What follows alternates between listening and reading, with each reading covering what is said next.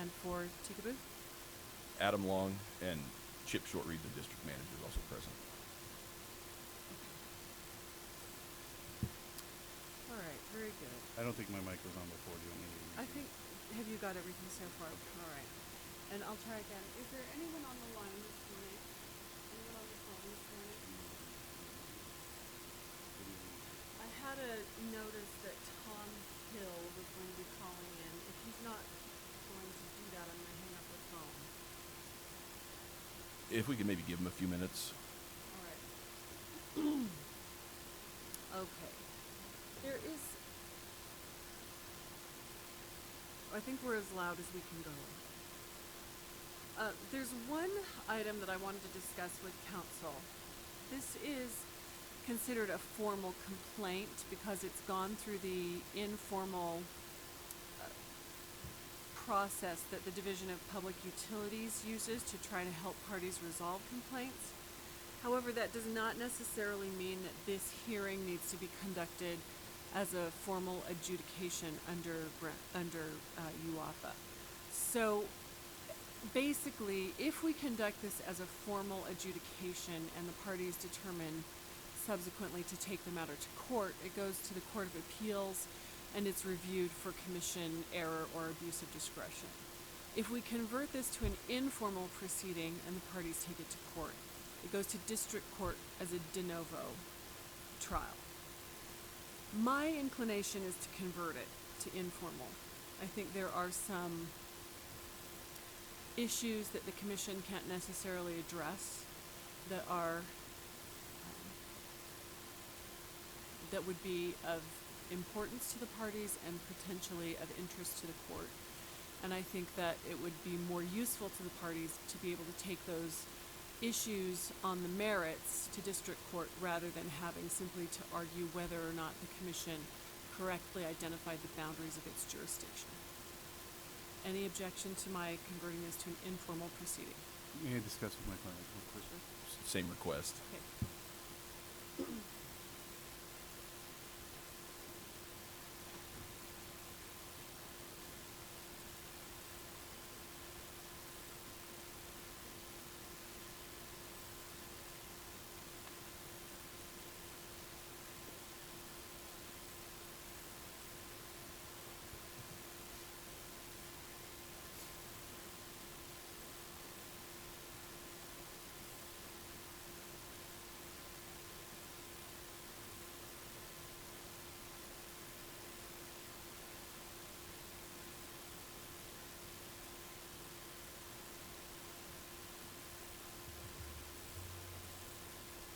No objection from a complainant. Thank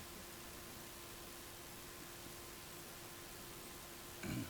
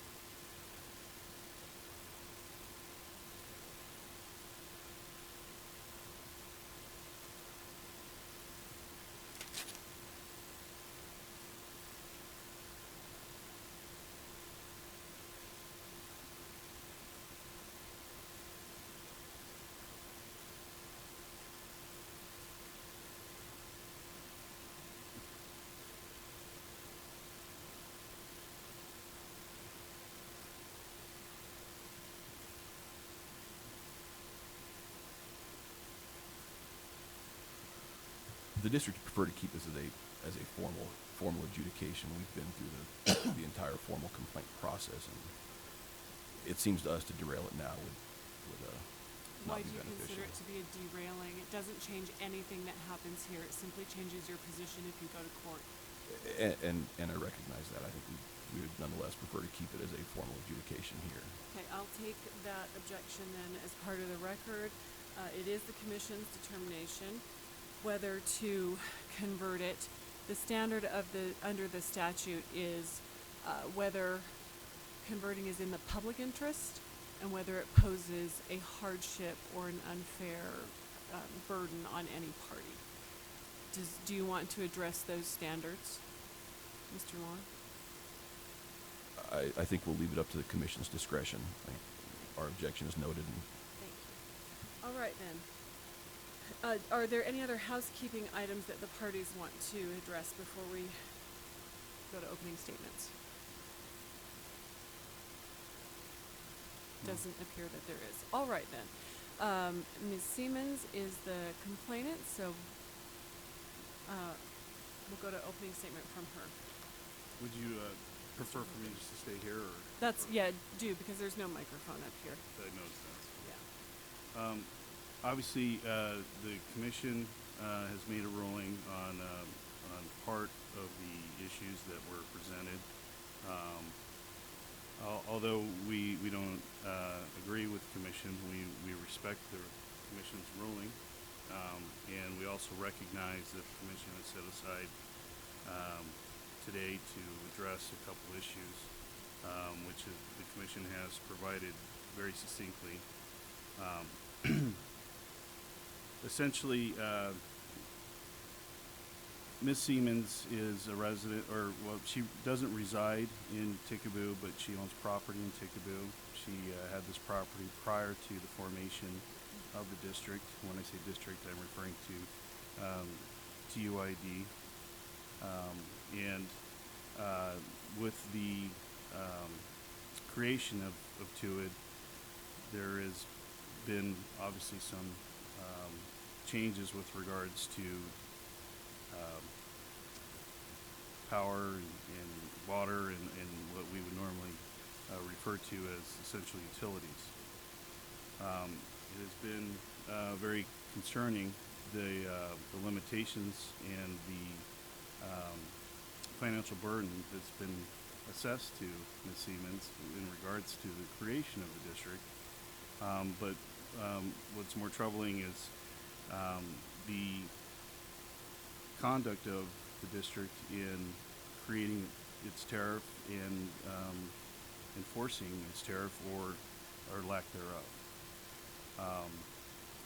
Ms. Seamons filed the complaint based off the premise that she felt there was injustice being carried on by the district, in particular with how her property is being leaned up with certain financial burdens that seem completely unfair and outside the scope of the tariff. In regards to what the commission has provided to be addressed today,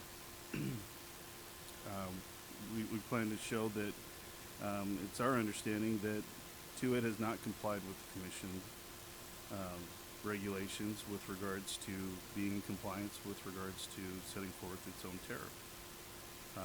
We also would like to show the tariff today that the district doesn't follow its own tariff, and that in particularly with certain fees and with the implementation of standby fees, that the standby fees were not implemented in accordance with either a resolution or the tariff set forth by the district, in more particular the district manager,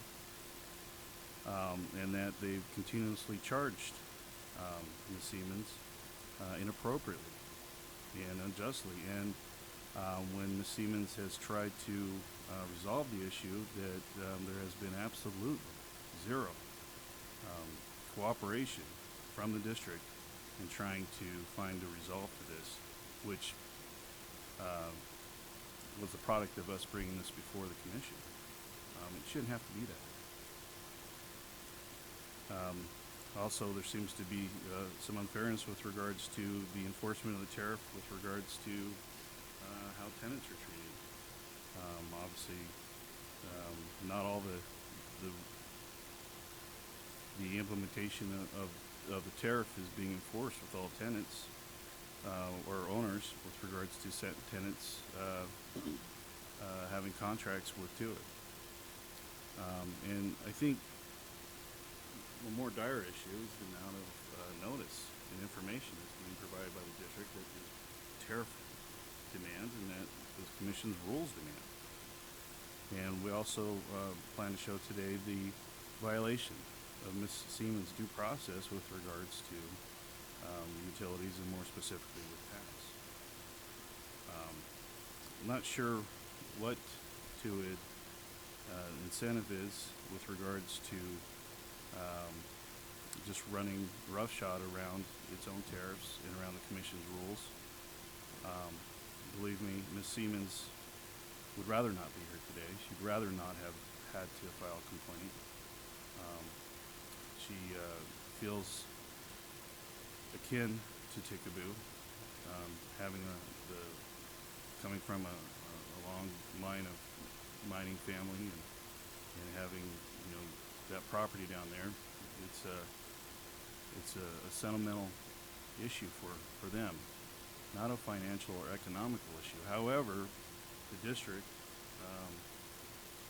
is making it solely a financial and economical issue and is making it impossible for Ms. Seamons to continue to have that property. And the bottom line is, not only is it making it impossible for her to have the property, it's making it impossible for her and others to sell their property. So we really don't know what the end game is here for the district, where it just doesn't seem like the feasibility of how it structures its policies and tariffs with regards to utilities, how it's going to continue, given the fact that it's not affordable, especially with Ms. Seamons, who's a retired lady.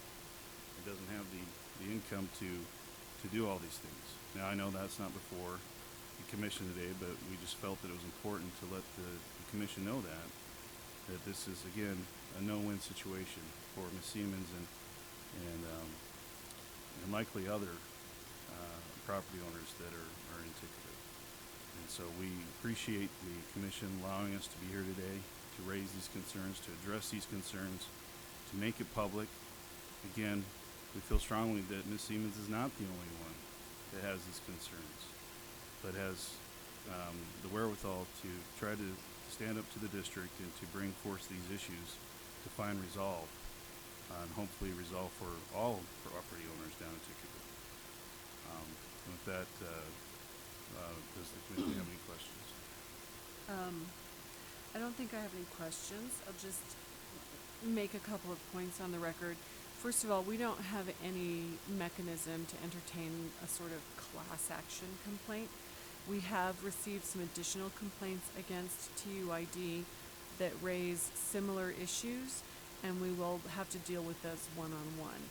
Whatever order is issued here, if it grants relief to Ms. Seamons, that might be used as evidence by subsequent complainants, but likely would not extend to provide relief to them as well.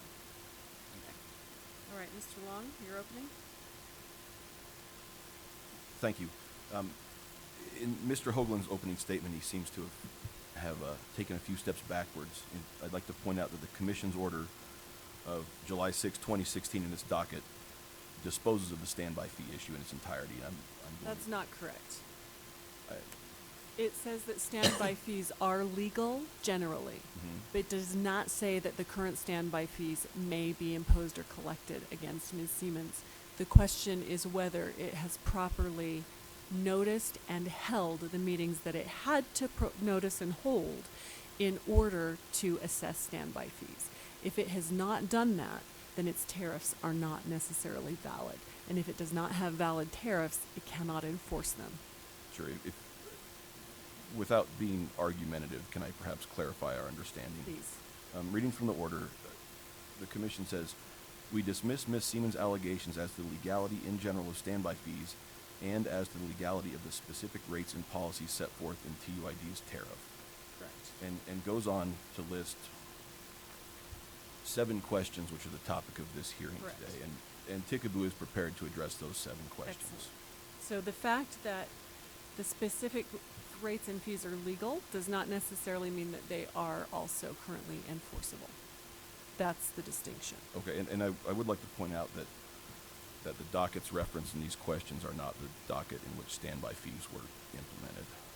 I understand that, but there is the question on point number 3 as to whether in the 2013 docket where standby fees were first imposed, if there was notice and a public meeting. So we're going to be looking at both of those dockets And- today. Okay, go ahead with your.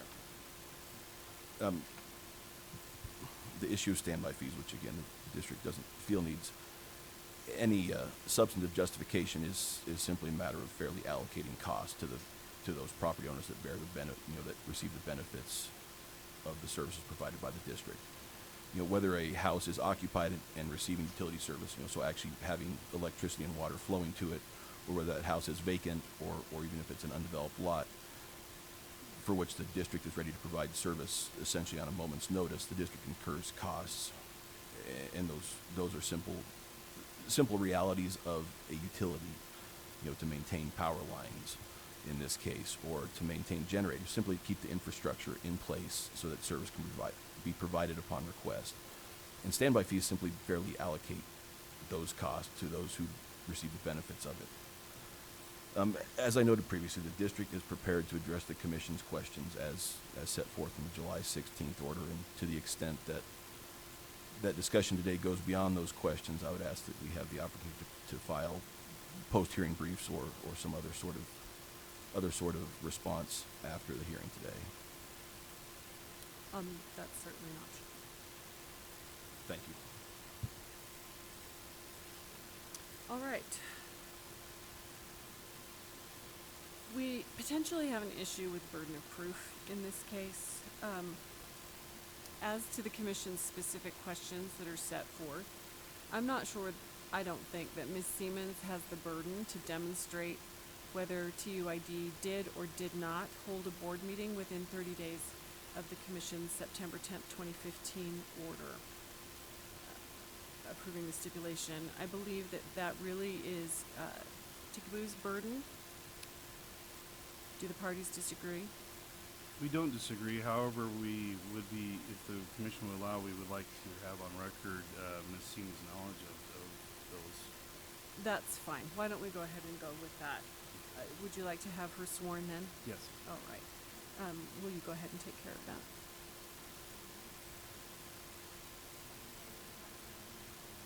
Actually, what I would like to request is that this is her daughter, Mary Broadbent, who has power of attorney and is the executor of Ms. Seamons, and I would request that she be sworn in to testify on Ms. Seamons' behalf. That's fine. Why don't you both raise your hands?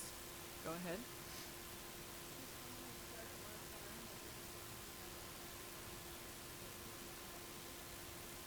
I do. I do.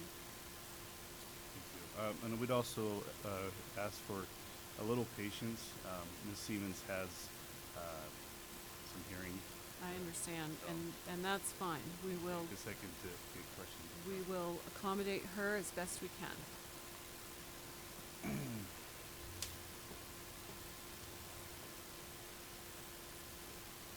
So, Mary, I'm going to direct these questions to you.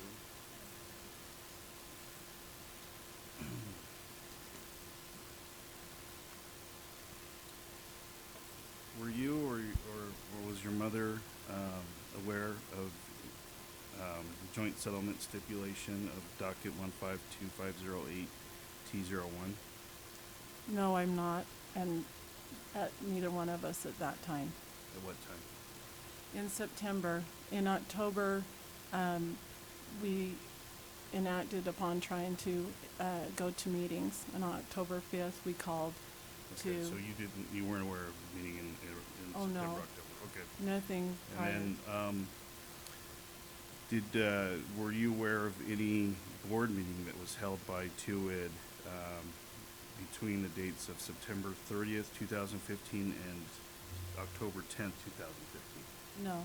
Did you reach out to TUID to try to... Just a minute, Mr. Well- Hurley. Did you mean September 10th? I believe you said September 30th. You're right, I did. I was looking at the 30 days. I apologize. So September 10th of 2015 and October 10th, 2015, you were aware of any board meeting that was held? An October 5th board meeting was to be held. I called and talked to Mr. Shortreed. Well, my husband called, and we had it on voice speaker, and it was canceled, he told us. Okay, so there was no meeting that you're aware of that was held by the board for TUID between September 10th, 2015 and October 10th, 2015? No. Okay. board meeting.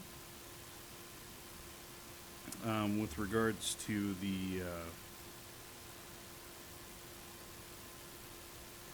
are you aware of any revised tariff that was filed with the commission of docket number 152508T01 within 15 days after October 10, 2015? No, Okay. Did you take any actions to try to ascertain whether or not that had happened? yes, I spoke with the commission office, Erica Tedder,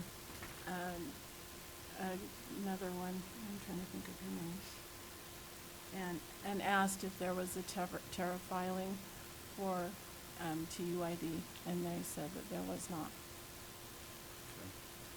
Okay. Now regarding the tariff, also known as docket number 132508-T01, were you given any notice of any public meetings regarding that tariff? I was not involved in that time, so my mother would have to then respond to that. Do you know anything of the 2013 meeting to the tariff filing for, in 2013? For meetings held in 2013, were you alerted of meetings? For the tariff. No, you were not living there, but were you aware of any meetings that were to be No. held in 2013? No, I Were was you not informed made of aware. meetings? Were you given any notice regarding any public meetings concerning docket 15-2508-T01?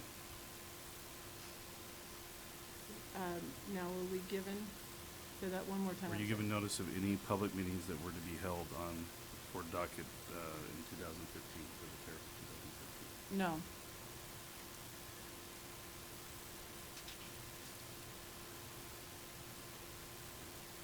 How did you find out about the 2015 docket regarding the tariff? At September of 2015, started to look at ways that they were posting information towards meetings. Searched the internet, found TSSD, and then started to find out a county newspaper located Garfield County, and was informed of meetings under Garfield County newspaper. And I believe that is my client's responses to the first three questions, if you want to hold there or go forward. Let's keep going. Okay. And so I'm going to ask Ms. Broadbent to testify on behalf of her mother, even though her mother's the one that has the actual knowledge. Ms. Broadbent,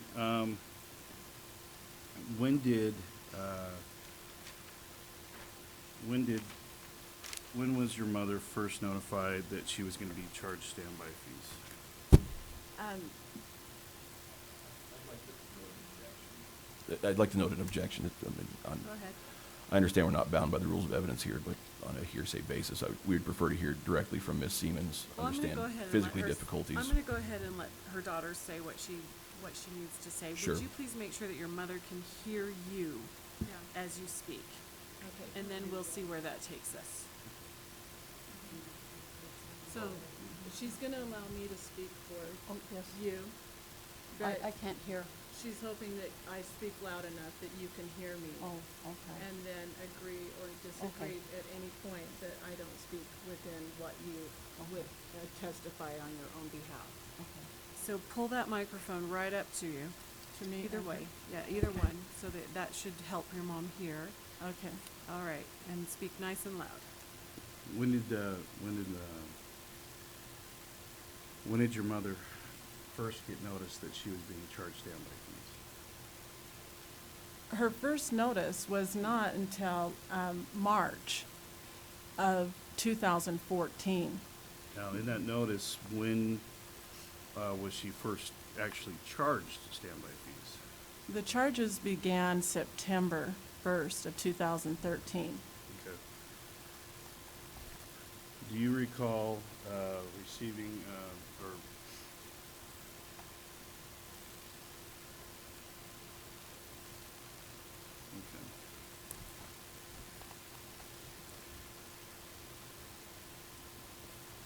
I have here, Ticaboo Utility Improvement District, resolution number 2013-0017.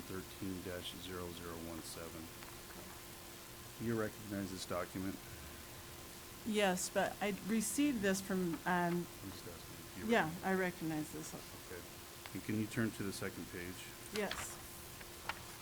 You see, can you read the top line? Number 1 or 2? No, the top line. Oh, now therefore be it resolved by the legislative body of Ticaboo Utility Improvement District as follows. And can you read paragraph number 2? Number 2, the new rules regarding the minimum payment of standby fees for all services.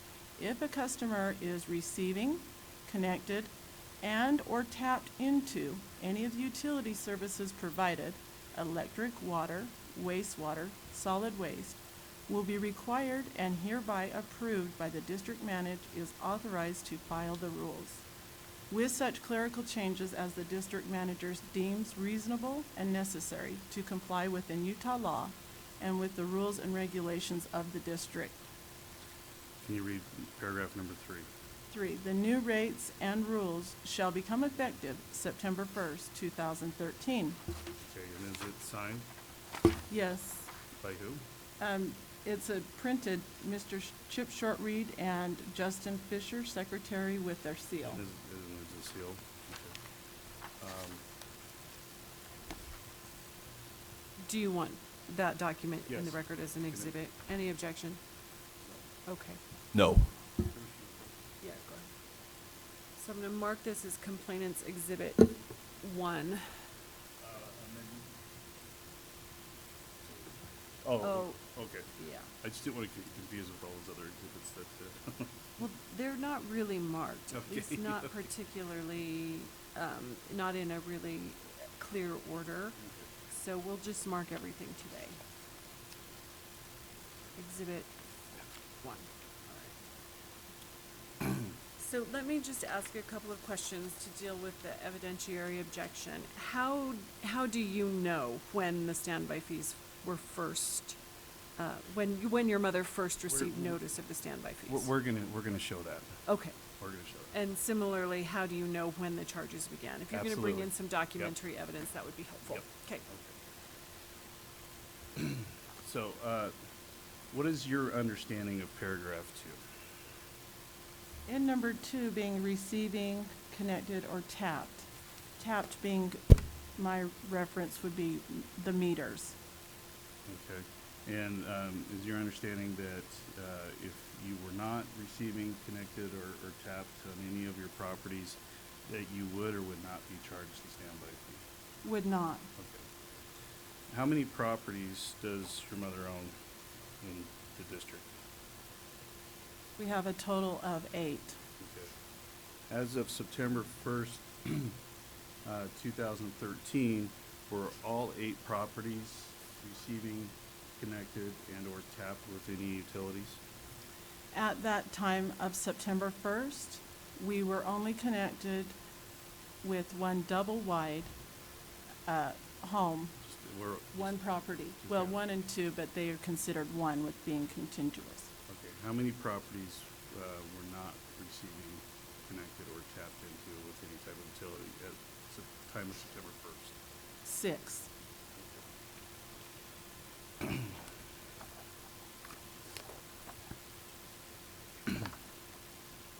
Okay, I have a document, it says audit history. It's for account 1000 for Ticaboo, Utah Improvement District. For reference, that is lot 005. And do you recognize this document? Yes.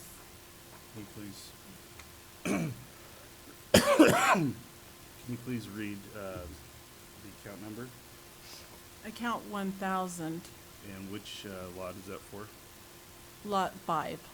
And what else, is there a name at the top of it? Sharon A. Seamons is our father and my mother's husband. And so this is an audit history of that lot, correct? Correct. We received one for each property. Would Would the commission like a copy? Yes. It's in here, but let's go ahead and take a clean copy and mark it. Thank you. So I'm going to mark this as Complainants Exhibit 2 unless there's an objection. Mr. Long, any objection? Sorry, could you repeat that? I'm prepared to enter this into evidence and mark it as Complainants Exhibit 2. Any objection? No objection. Okay, thank you. So the first line of the audit, what's the date? Well, the first one is August 31st of 2012. Okay, and does it show a balance? Shows a previous balance of 758.06. Okay, so just for background purposes, why is there a previous balance from that? In the previous balance, it's a bill that Ticaboo states that we owe, yet under, So it's a previous, an alleged previous balance that was carried over. correct. And then for the next month, so what does the next month say? Well, it goes down to 9/30, beginning balance of usage, but at the bottom of the page. No, I'm asking you questions here. Oh, Okay, so what, the next month says what? 9/30/2012, And what's the balance? 758.06. So essentially, it was the same balance as the month before. I object. These balances are all water bills that were balances owed to TSSD before the two districts were combined to form what is now Ticaboo Utility Improvement District. In the district's opinion, any issues with water service are outside of the commission's jurisdiction. That's an excellent point, so we can talk about that in just a minute, but look at the That's December 31st, the- 2012 line. The water issues is not what we're. This is where we see some kilowatt hours, so it looks like it does become both electricity and water, at least that's how it appears. Is that correct? Yeah, that's correct. And if we Okay. could simply move to the, whatever Okay. issues they have with electric service, it may Yeah. expedite Is this it- hearing. Is it correct that up until December 31st, 2012, the charges are for water, not for electricity? Is that your understanding? For any, yeah, for Okay. whatever. What, actually, these charges were a carryover, okay?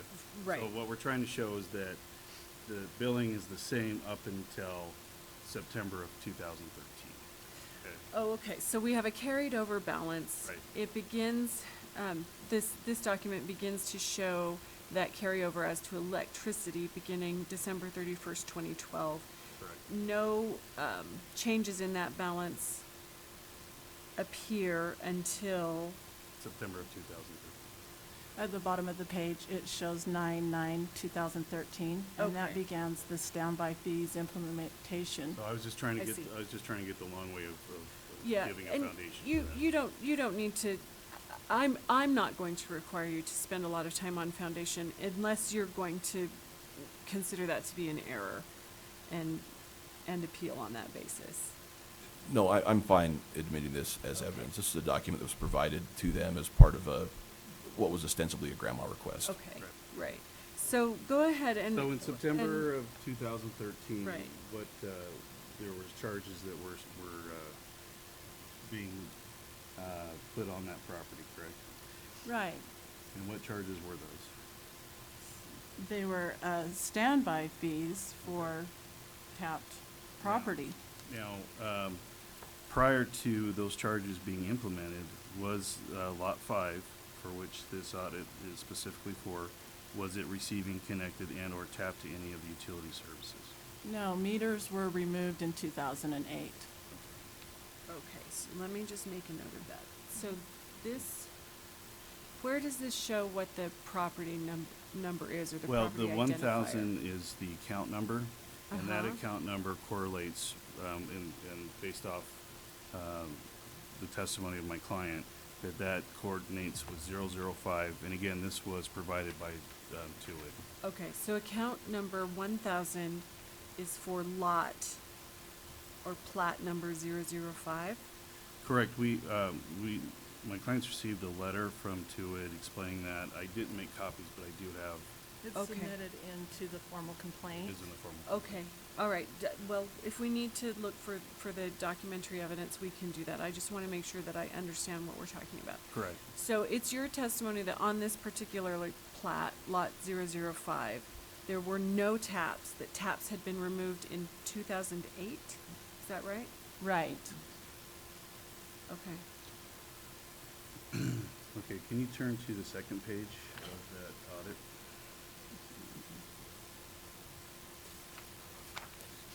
This still is with Just- 1,000. Just to the second page. Oh, please. sure. Okay, can you please read, you see where, March of 2014, the block is for? Yes. Okay. And what does it say at the bottom of the block? Notice printed for $1,946.25 due on 4/21/2014. Okay. Prior to March of 2014, is there anywhere on the audit history that shows that there was any notice printed or put forth to you? No, Okay. And did your mother receive any notice of these charges prior to March of 2014? no. No.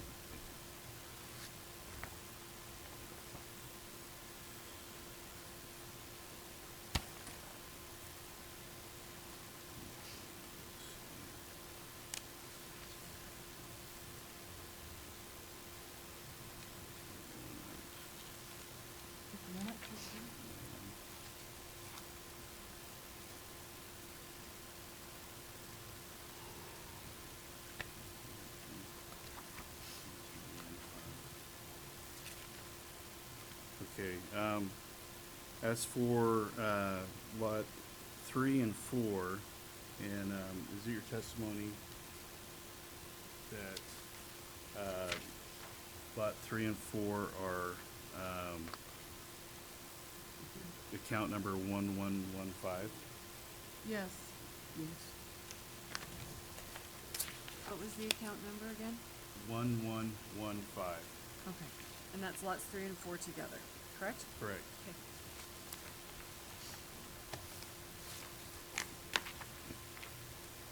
And, for account number 1115, lots 3 and 4, was there, we're looking at a copy of audit history for account 1115. Does this basically look the same as the account for 1,000 in the billing? Yes, and the same. Okay, and is this, where did you get this from? Regrama Act requested documents from the district and received them in October of 2015. Okay. And is there any billing shown on there prior to September of 2013?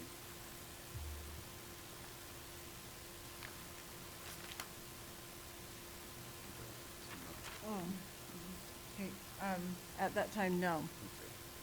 So, was lots 3 and 4, were they, receiving, connected, and/or tapped to any utilities prior to September of 2013? Yes, they were. To this lot, there was. Okay. The meters were removed by the district in August of 2013. So it had taps through August. Of 2013? Well, July 31st, and Okay. in August 1st of 2013, the district came and removed the meters. Okay, hang on, let me get Taps. the dates down. Yes. Through July 31st, 2013, Uh-huh. right? And then taps were removed on what date? August? August of 2013. Okay, you don't know the exact day? I went down there on the 15th of that month, Uh-huh. but our renters that were there and had the taps called us at the first of the month and reported to us that the district had came and removed the meters. Okay. If I could add a point of clarification, Sure. there seems to be some confusion about meters versus taps versus connections. Okay. The district, in my own words, defines taps as the presence of a utility connection at the property line. So in this case, in the case of electricity, a line drop, is that A line extends. So a power line of some sort extends to the property. Now, that's the tap as far as the district's concerned. Whether there's a meter connected to that tap is another issue. Okay. And obviously, the district owns meters, and those are an expense. And generally, if a property is not receiving service, having a meter on it is an expense the district tries to avoid. So taps are not the same as meters. Okay, so if meters were removed, that doesn't necessarily mean that the taps were removed, is that what you're saying? Precisely. And as far as you know, the meters were removed, but are you aware of whether or not the electrical line to the property was also removed? Electrical line is to the back of the property at the 5-foot variance. It's not actually on the property. Okay. So once they remove the meters, that is upon the property of the district at their 5-foot variance. To the property? No. It's in an easement, but it's still my property, but it's, the line is lateral once the meter is taking to the rear of the property. Okay, so let's go at it from this angle. The tenants, excuse me, reported you that the meters had been removed, right? Correct. Did they also report that they were no longer receiving electricity? That is They correct. were taken, there's no, So there was Nothing provided. no electricity being provided? or water, correct. Any utilities. Any utilities. So if there was a line there, it wasn't being used to deliver No, utility service? And again, was this before September 1st, 2013? yes, So, in looking at this audit history, are there charges after September, or beginning in September of 2013? yes. And what charges are those? Standby fees for utility service. Okay. And then can you turn to page 2?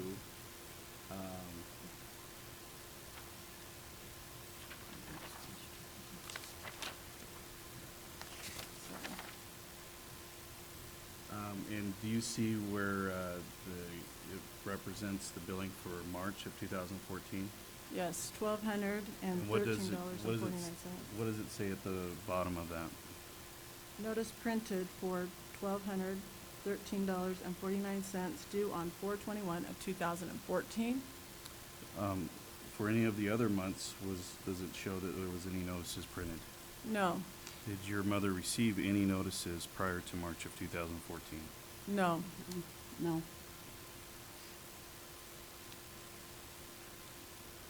Are you going to put that audit history into evidence for those two lots? Is it it doesn't matter, I have it on the computer with original filings. I have file dockets, so it's fine. I have the zip drive, that's fine. I have the zip on it. Any objection, Mr. Long? No objection. Okay.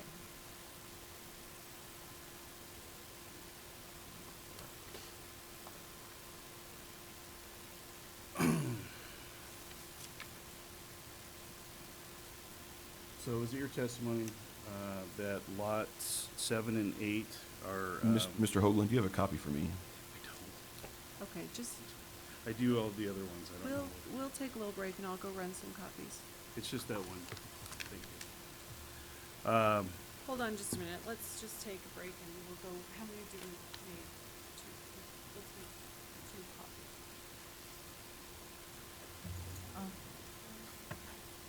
Yeah, and I'll make sure that you have copies of them as marked.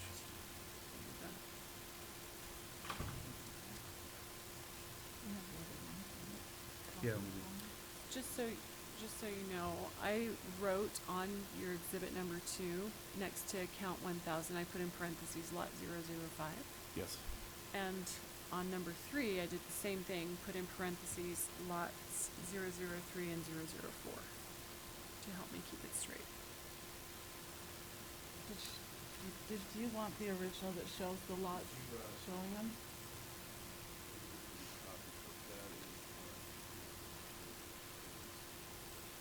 Oh, any objection to this? No objection. All right, I'll go, we need copies of this one as well? Please. Okay, be right back.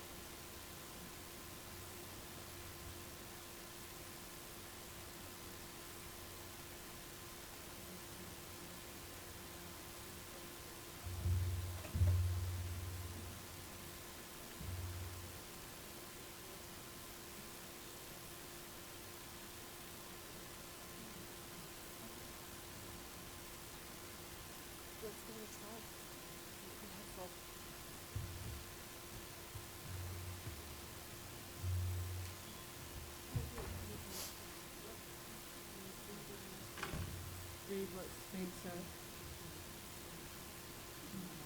Okay, are we back on the record? Not quite.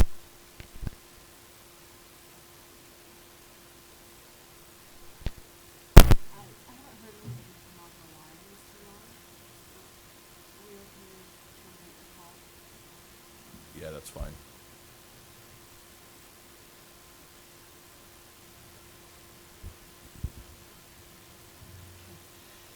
There are some people who are listening to the hearing through our live streaming service, and we've just received notice that they're having some difficulty hearing, so if you would pull those mics right up close and try to speak loudly, that would be helpful.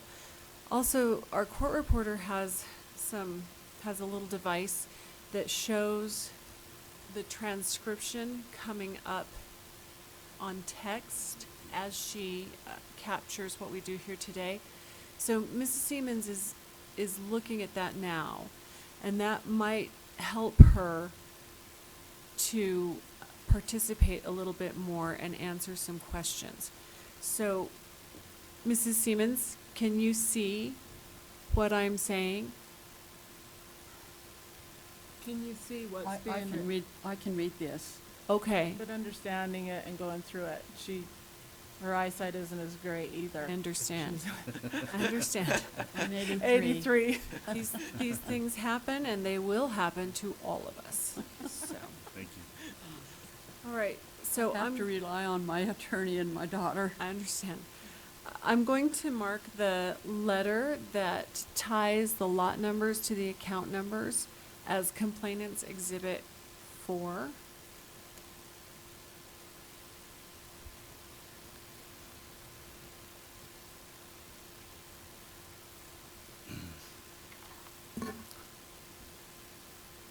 All right.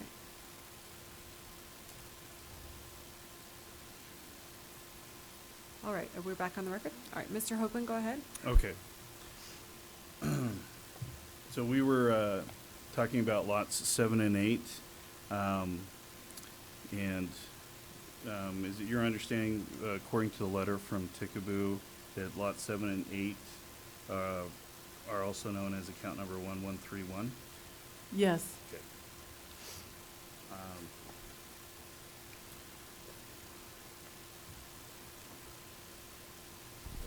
I'm handing you a document. What does it say at the very top? Audit history, And does it have an account number? 1131. Okay. And whose name is at the top of that? Sharon A. Seamons.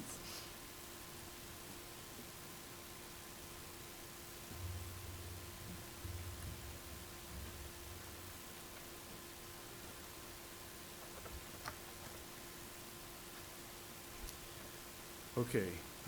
For 1131, when does the billing start? 9/30/2013. Was, on lot 7 and 8, were you receiving, connected, and/or tapped into any of the utility services? No, vacant property. Okay. Again, I would point out the difference between meters and taps that we discussed earlier. That's fine, and I would actually, it would be really helpful if when you cross-examine or when you bring your own witness, you could go through these same accounts and same lots and give me the utilities perspective of what was there. Certainly, I just want to make sure everyone Yeah. is on the same page until that point. Okay, that's fine. So just reiterate that testimony. As to these lots, these were vacant property? you Vacant said? property. Okay. So are you aware that there was an electrical line or an electrical meter to these properties? Again, at the back of each one, when the mining district created the community in 1978, that was infrastructured. Mhm. And those lines is at the rear of every property. So there are lines that are running through the utilities easement on every property? Yes. But as whether there's a line that runs off of that to a home or to a home site, are you aware that there was any line? Well, I know that they're available for hookup if you put something there, but there's, Okay. There's never been nothing on there. Okay. There had never been a trailer or anything on that I property. understand. There'd never been any power or water used on those vacant properties. Okay, so there was no meter there? No. Okay. And just to go back, so based off the two other properties that we talked about, lots 3 and 4, and then lots 5, the way that you answered the commission's question, it's the same way, correct? Right. Back at the 5-foot variance from the back of the property easement would be where the meters exist. But prior to this, there was no charges anyways, correct? No, Okay. we purchased the properties in 2000. Well, I would have to maybe state 2006, we actually bought them from Sitla. You're fine. Okay. Okay. So, these standby fee charges, do they continue monthly? Yes, Okay. And then can you look down under the charges of March of 2014? What does the last item say? notice printed for $1,213.49 due on 4/21 of 2014. And is that statement provided in any of the other months? No, we'd never had any statements before that. Okay, so it's your testimony that you never received notice of these fees until March of 2014, correct? That's correct.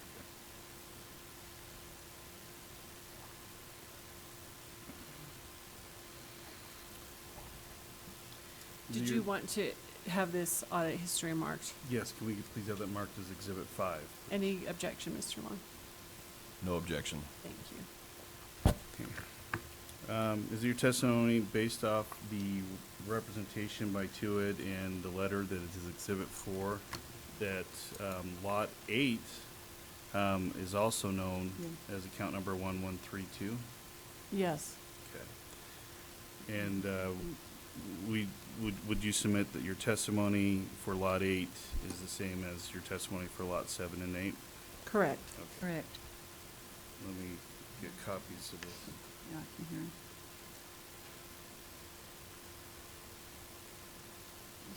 Lot 8. What is your understanding for the purpose that Tuit combined 7 and 8 for account number 1131, and then also has a separate account for Lot 8 specifically? My understanding later upon reading the tariff is that they're contiguous. Right, so if I say that right. Contiguous? Contiguous, yes, contiguous. Okay. But again, for Lot 8, account 1132, it's vacant, Yes, and there was no usage of any utilities prior to September of 2013. correct, no. Would like to have that as Exhibit 6, please. Any objection? No objection. Thank you. Okay. In referring to Exhibit 4, the letter from Tuit with regards to the account numbers and lot numbers, is it your testimony that account number 1133 is also known as Lot 98? Yes, That's correct.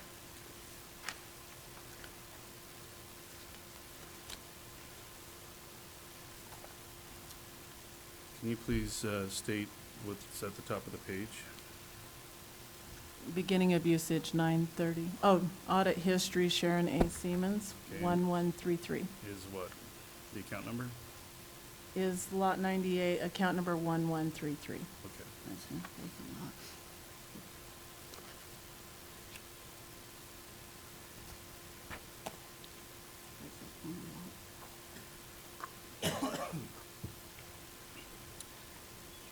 Does this audit history show any charges prior to September of 2013? No, What wasn't? Was this account, lot number 98, was it receiving, connected, and/or tapped into any of the utility services prior to September of 2013? no, it's No. not. Okay. Is it vacant? Yes, it's a vacant property. It was vacant. And as of September of 2013, were there any charges or billing? Prior to September, no. But in September, there was billing? No. Yes. Oh, well, in September, they started billing. Okay, thank you. Prior, no. And what were those, what was the billing for? Standby use of utilities. And those charges continued every month, correct? Yes. Okay. And in March of 2014, on the audit history, what is the bottom line state? Notice printed for $1,213.49 due on 4/21 of 2014. Okay. That's correct. And is that listed under any of the previous months on the audit history? No. No. Did you receive any notice of these fees prior to March of 2014? No. No, we hadn't. I would like to have that, is that Exhibit 7? It is. Any objection? No objection. Did we already submit the Yeah. the resolution? Is that Exhibit 1? Yeah. Yes. Okay.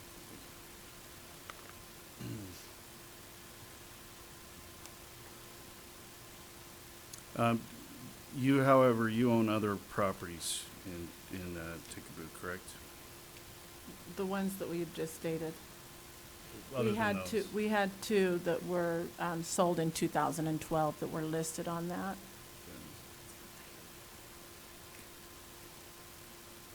It was, So we've been through 6 properties by my count.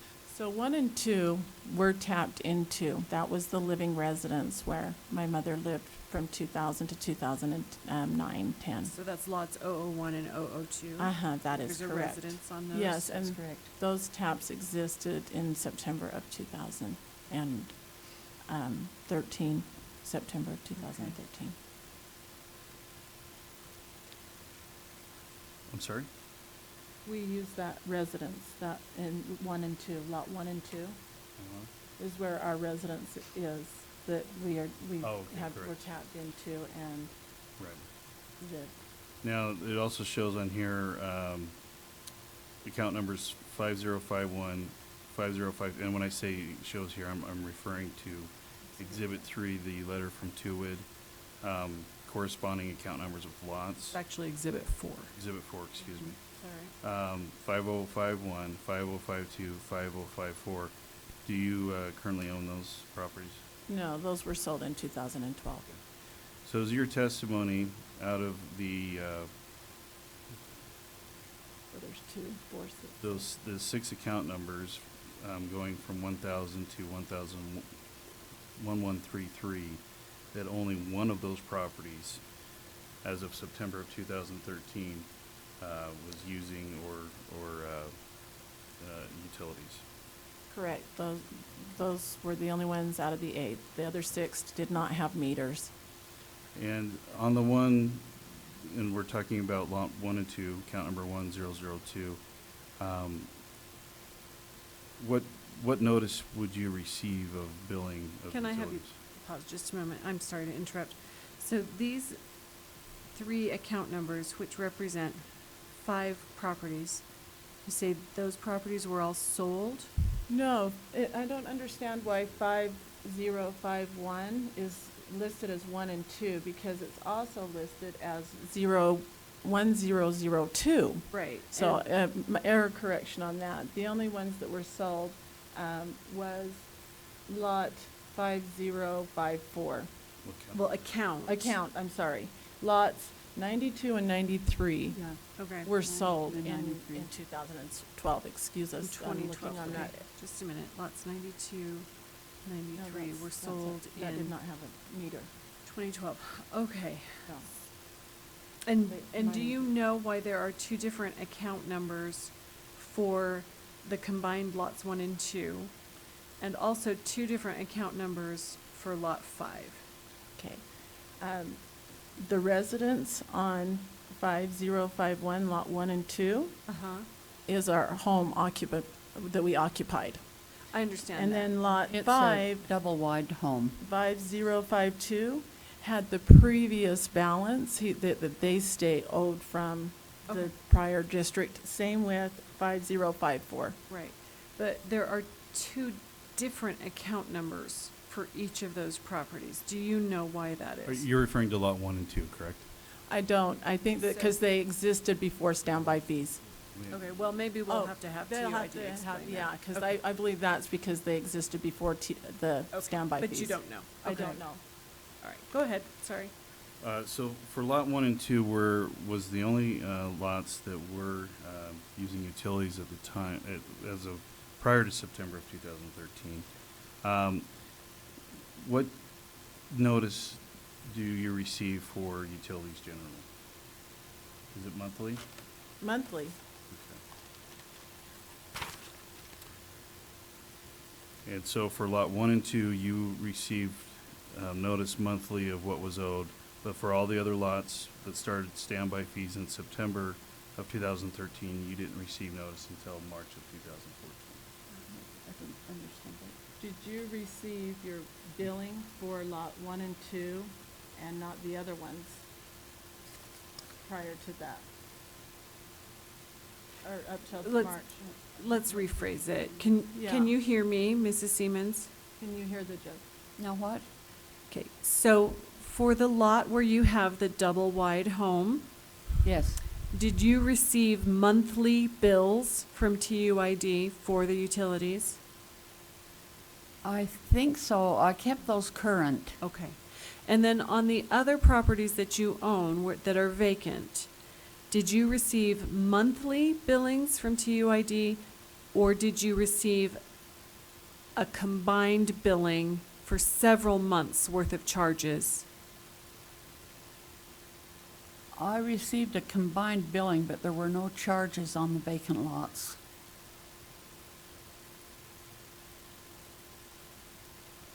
There, I believe the records show that there were charges. Did you mean to say that nobody there was using any utilities? I can't understand that. Can Okay. you help? So, The lots that you were getting standby fees on, did you get monthly notice of those bills?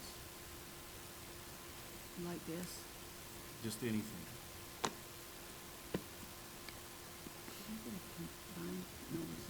no. I believe she's already testified that she didn't receive any notice of till March. That's what the complaint states. And Right. I was just trying to show that there was, on the ones where they were being used, she was receiving monthly billing. However, the ones where the standby was being billed, that was not being given notice or monthly billed, but rather it was a collection of months that were done periodically. Okay, so let me just ask you, Mr. Long, I don't think that we have, John. huh? It's John. I know, but Oh, I'm going Long. over here. I don't think we have really clear testimony from Mrs. Seamons. I think we have a communication breakdown. But what council is asking me to accept into the record is that TUID was sending out monthly billings for those lots 1 and 2 for the utilities that were actually being used. But on the vacant lots, it was not sending out monthly billings for the standby fees. Do you contest that? Yeah, and I will have Mr. Shortreed testify as to exactly how the billing process works when it's his turn. That's fine. In effect, the bills sent out are sent out on a group bill basis, so each bill has all of the lots owned by a particular property owner. For Mrs. Seamons specifically. In this case, she gets a group bill. Okay. I'm sorry. That's fine. and- And we'll have, you- Mr. Shepherd, until you're sworn in, if you would let your counsel speak, that would, I think, be best for the record. That's all right. And I'll have Mr. Shortreed address that question Okay, when he's speaking. that's fine. And then if we feel like we need any follow-up from Mrs. Seamons, we'll give you we'll give you that If opportunity. I could just have one more shot, because I think this is very, very important Okay. to have on the record. Go ahead. Ms. Seamons, Yes. did you receive any notice of any standby fees prior to March of 2014? No, I did not. So is it fair to say that you did not receive a monthly bill for those standby fees? No, I didn't know there was standby fees, so I didn't receive a bill. Okay. So the bill that you did receive for standby fees were for multiple months, correct? Correct. Okay. And after March of 2014, on the properties that were being billed standby fees, Did you receive billing monthly for that? No, And so, is it your testimony that the properties with standby fees, you would only receive bills periodically with multiple months? correct. Okay, thank you. All right, go ahead. Okay. Okay, for both. Was the issue of being billed for standby fees on properties that were not using utilities prior to September of 2013, was that ever addressed with TUID? You'll have to repeat that, I'm sorry. Okay. Did you address the fact that you had not received any notice or any bills concerning the standby fee started in 2013, September of 2013, with TUID? Yes, I verbally addressed that to Mr. Shortreed.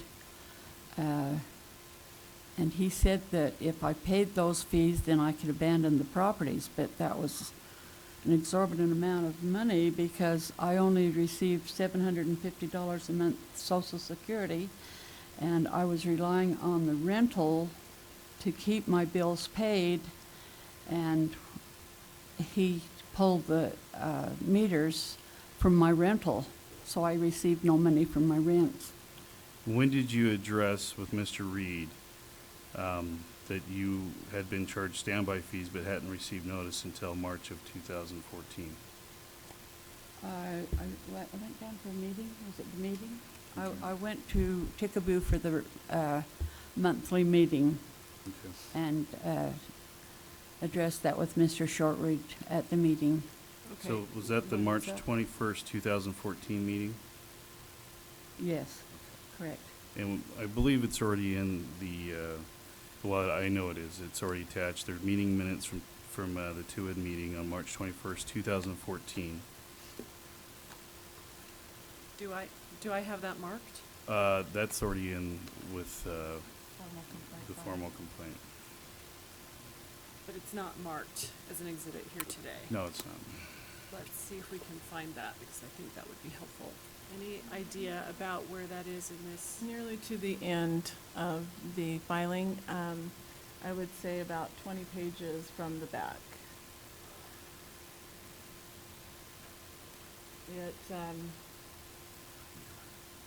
I'd have to almost, none of the pages are actually marked on that filing with the formal complaint in December. We do have it available if we need copies, but it is submitted.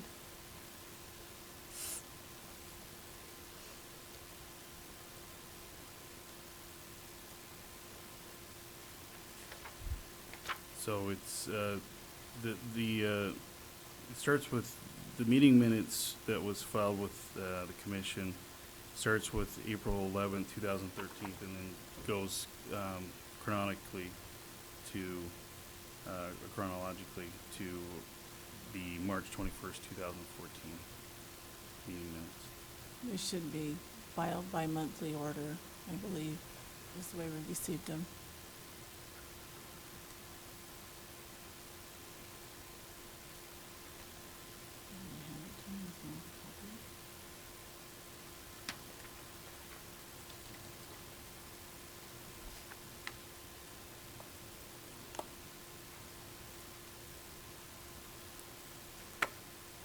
If I may interject, we have these same meeting minutes as one of the exhibits we'll introduce as well, if that's, Just do that right now. We'll if go that's ahead. helpful. I have whole binders put together, if I could pass those out now, and that might save us some time. Let's go ahead and do that. I think that would be helpful.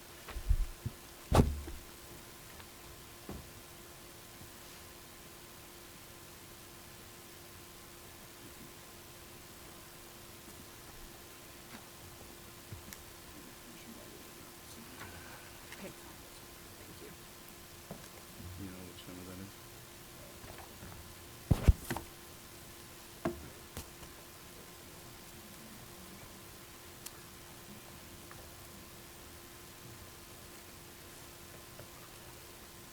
Thank you, Mr. Long.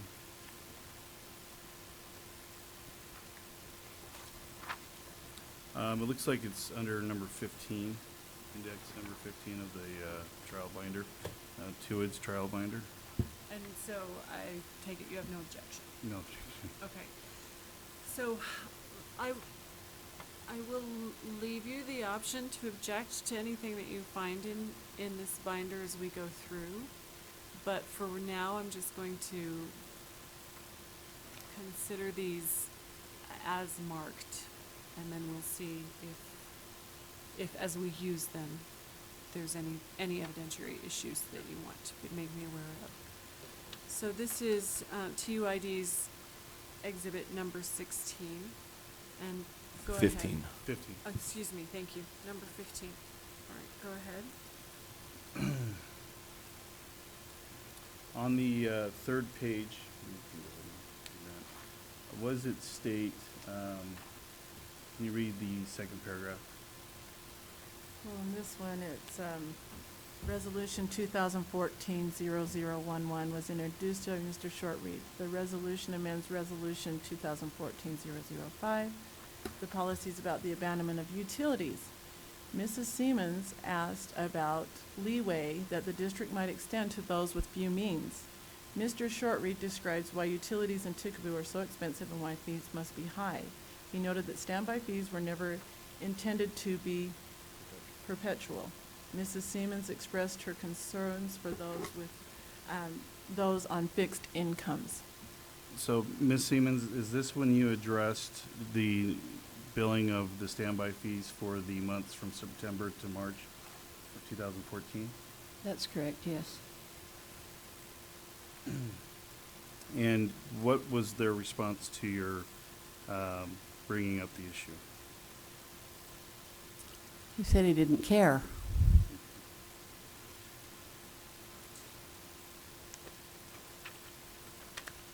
That's hearsay, and the meeting minutes don't reflect that.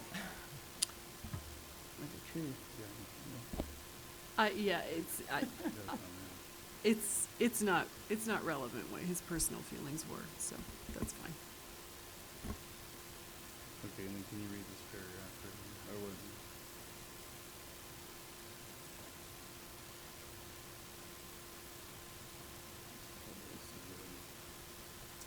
Can you please read, looks like two paragraphs up from the bottom.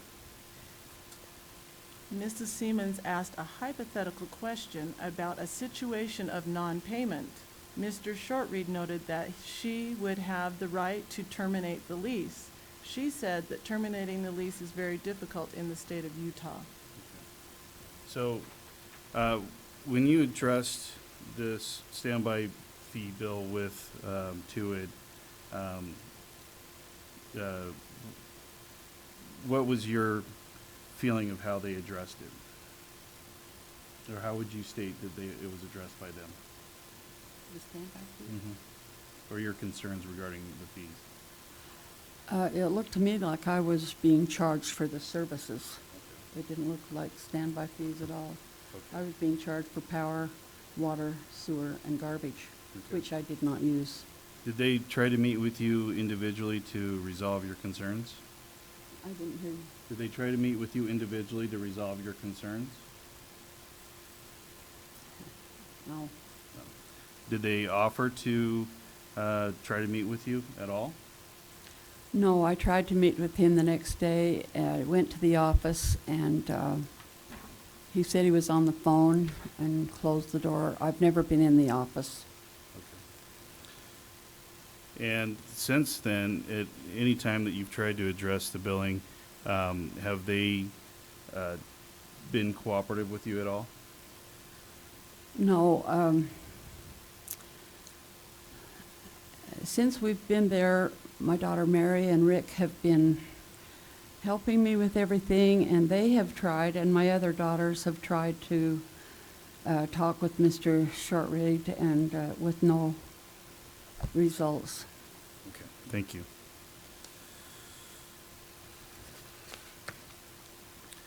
So I believe we've addressed the issue that the commission has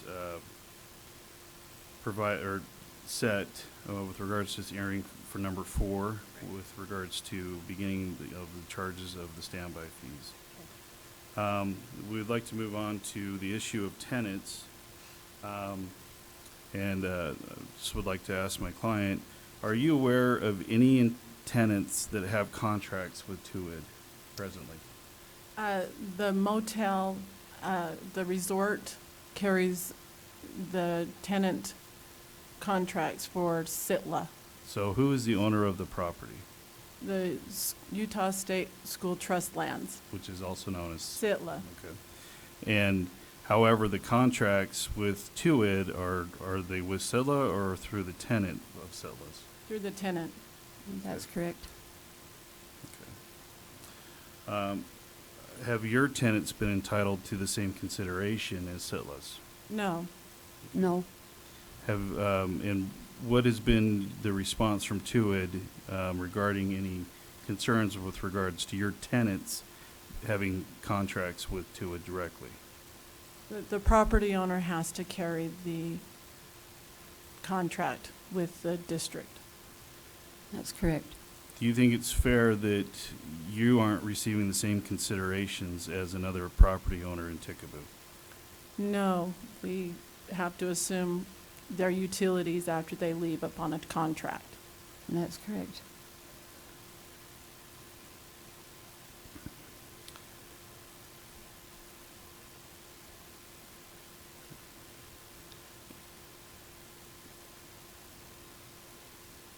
Okay. I believe that resolves the issue number 5, or, well, not resolves, but, I'm sorry, one second.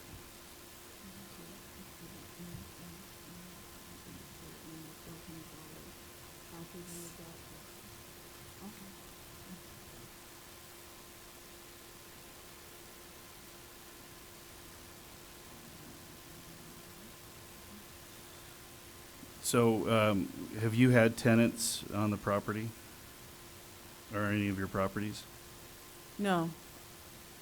You've never had any Well, tenants? we have had tenants. The tenants thank have you. not resided there since, Okay, so you have had tenants on your property, correct? Yes. Okay. And when the tenants moved away from the property, were you able to stop the charges for the utilities? No, we No, had to we pay their continued to pay utility. them. Okay, so you had to continue to pay them? I had to pay them. Okay. All right, I believe that we've addressed number 5.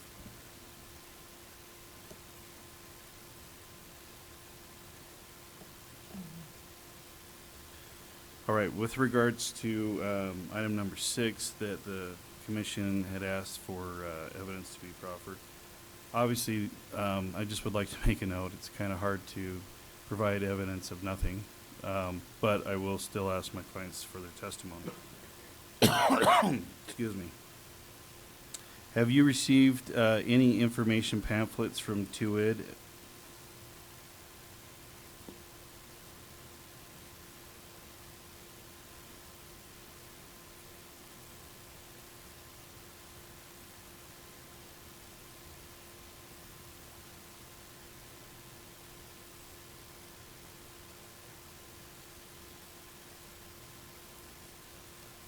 Can we take a short recess for restroom break? Let's take a break, go off the record for about 10 minutes, come back at about 10:30.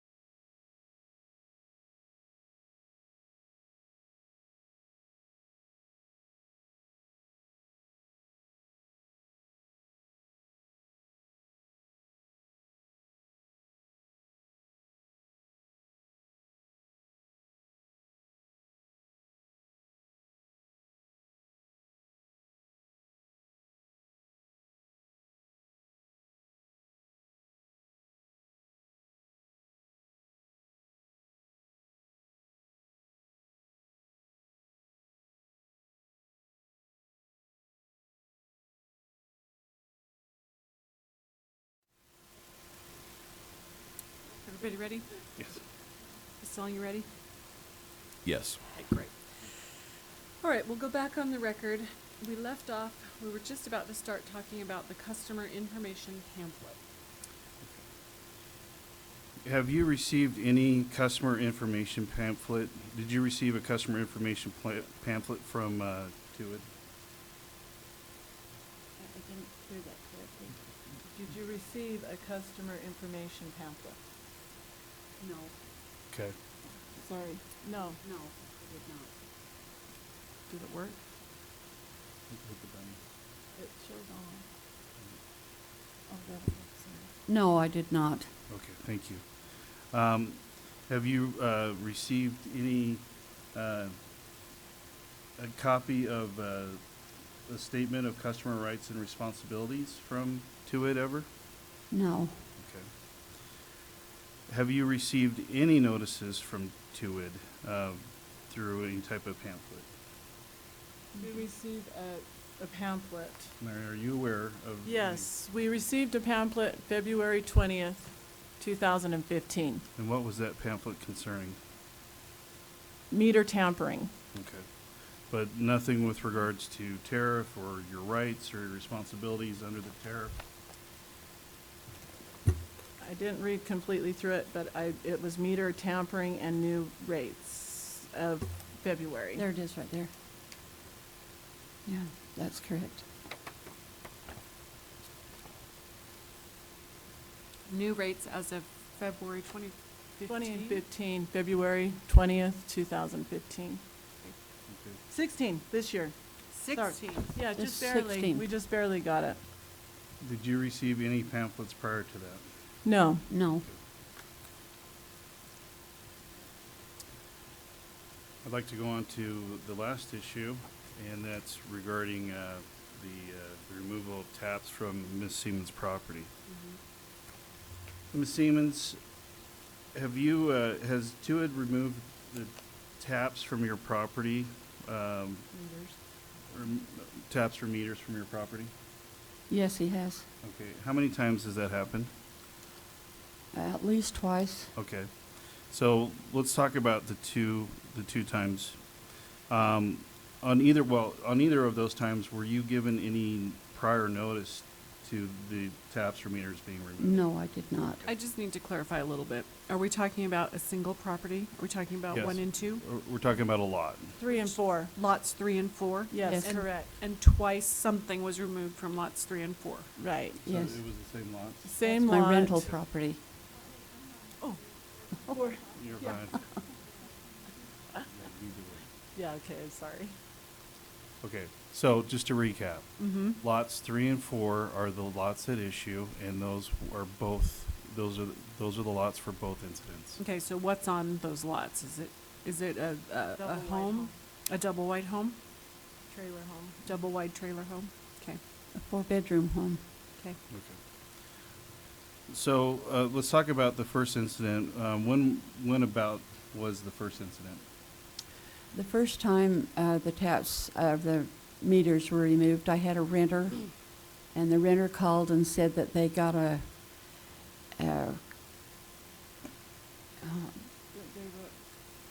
that they pulled the meters on them because they had their own generator, and they had pulled the meters, and they had no water and no power, and they had to move. Okay, so the renters, did they notify Tuid? Yes, Okay, how did they notify Tuid? they called me on the phone. No, TUID. Oh, TUID? Yes, had a Jim and Val Hills in 2013. Remember we Grandma did you? I didn't understand the question Okay. properly. In what form did your tenants inform Tuid that they, now which utility were they requesting to discontinue? How they contacted TUID? Which utility were they asking Tuid to discontinue? They were receiving their water and power. Okay, and what were they asking to be discontinued? I'd just like to note a hearsay objection here. We're talking about what someone else allegedly asked the district to do 3+ years ago. Understood. What did your tenants tell you that they wanted disconnected? The tenants said they had no water or no power and they couldn't stay. They had a business there. Okay, so What did they tell you that they wanted, what utility did they tell you they wanted disconnected? Did they want electric disconnected? Did they want water disconnected? Did they want all of it disconnected? They didn't want anything disconnected. Okay. they just,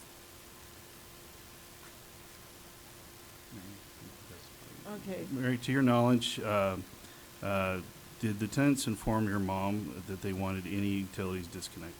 they informed me. I went down in August of 2013, on the 15th of that month, and was informed by them that they had requested to not have power, that they wanted to run a My generator. question to you is, what did they tell you that they wanted disconnected? Their power. Okay.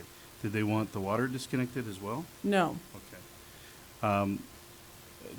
Did you or your mother inform TUID that, or request that the power service be disconnected? no, Okay. That's correct. All right. And did TUID disconnect the power? they took the meters, both water and power. Yes, Okay, so correct, they did. They, even though the tenants informed you that they only wanted the power disconnected, TUID came out and disconnected all of the utilities. Is that Correct. Correct. Okay. Again, an objection that anything beyond electric service is beyond the commission's jurisdiction, I think beyond the scope of this hearing. Thank you. Okay. Was there any notice provided that all of the utilities would be disconnected? No, Okay. Was there any notice of what day or time that even the electrical utility would be disconnected? no. Okay, thank you. Now, the second incident that you referred to, Can you put that in this exhibit? Is that just recently? Just recently? so let's talk about the second incident. Mary, you were involved in that. What, can you please describe the second incident with regards to the taps or meters being removed from those lots? We went down to the meeting on April 28th, on a Thursday. We What- stayed at our What, home. wait, What what year? year? 2016. So, I need you to tell me what happened between, did the utility service get reinstated? Oh, you're talking from 2013? So, Mhm. in 2013, no renters, no meters replaced until August of 2014. At that time, we were required to pay an $1,875 fee for standby fees during the year the meter was removed, in order for the meters to put back on. So the meters were removed in August of 2013, but you were charged standby fees till August of 2014? Yes, correct? with the meters removed. Yes, correct. Okay. And when did the tenants So move did out? did you pay that? Yes, I Yes. did. Okay. For our tenants, for new tenants to come in, so Mhm. that we could Okay. have a renter base. Okay. So the tenants that had requested for the electric to be removed, did they stay on the property for that year? No, they moved out of state. They had to move. Why did they have to move? It shut down their business, and there was no services Again, available. in hearsay, we're going to someone else's motivations. Oh, well, there was To no, they didn't the best stay of with your us. understanding. They told me they could not stay and with no meters and no With service utilities. with utilities. Okay. But the fact is they moved. Yes, They didn't have any water or power.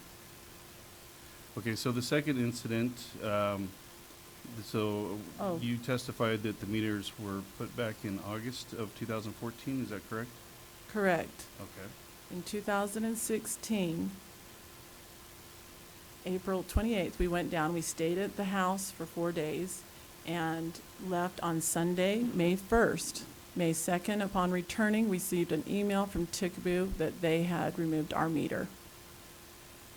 Okay, This is still on, On 3 and 4. This is And 3 and 4. Mm-hmm. so you personally stayed there for 10 days. No, we stayed there for 4 days. For 4 days. We stayed in our home, but we were over there cleaning and fixing it for new renters. I see, okay. And so we Worked in the house for 4 days. worked in the house. Now, let's go back to February. We can go back to February. So in February, was there an issue regarding utilities in Ticaboo? Yes. On February 18th, there was a meeting, and as we arrived to the meeting, it was stated that if anyone touched the meters or did any tampering, that they would have $1,000 tampering fee charge. And the meeting was in regards to changing the rates for tampering. And had you had any contact with the meters? Yes, we didn't know that you could not touch the meters, so during the winter months, we turned them off.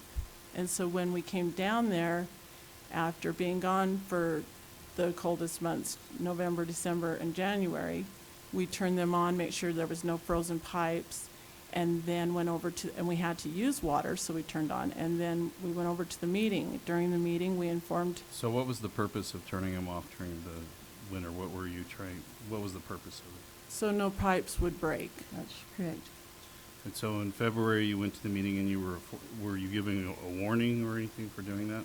During the meeting, as we informed the district, we informed them that we had turned the meters on. And so Mr. Shortreed and the board members informed us that that was our warning.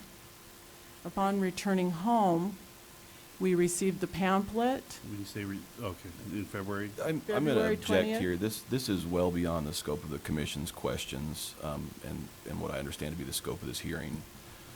If it needs addressed, I suggest that we do it Your Honor, we would in ask briefs or that, other filings after this hearing, Well, or at least give let me Ticaboo deal the with the opportunity to objection. respond. can I respond to the I'm trying objection? to understand what the circumstances were under which taps were removed. They're saying that taps were removed, or meters shut down, or some sort of action taken by Ticaboo to discontinue service on 2 occasions. The first occasion was in connection with a tenant who had a generator. The second occasion was in connection with they're trying to prepare the property for new tenants to move in, correct? Yes. Correct. So I'm a little bit confused about dates. So the second incident you said was this year, right? Yes. April of 2016. Correct. So the February meeting, was that also of this year, 2016? Yes. Okay, and so the meeting that you went to was dealing with tampering charges. When you had turned off the meters, that was to water, correct? The water Correct. was already on. Okay, No, did you we had turned it did you on. turn off the meters for the electricity at any time? Never. Okay, so,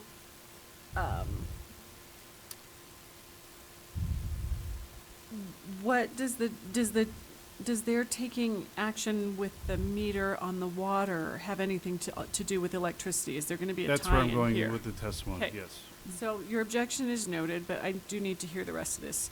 And at that point, I'll be able to tell whether it's relevant or not. Okay, go ahead. So to go back, you were given a warning in February about doing any actions with the meters, correct? Correct. Okay.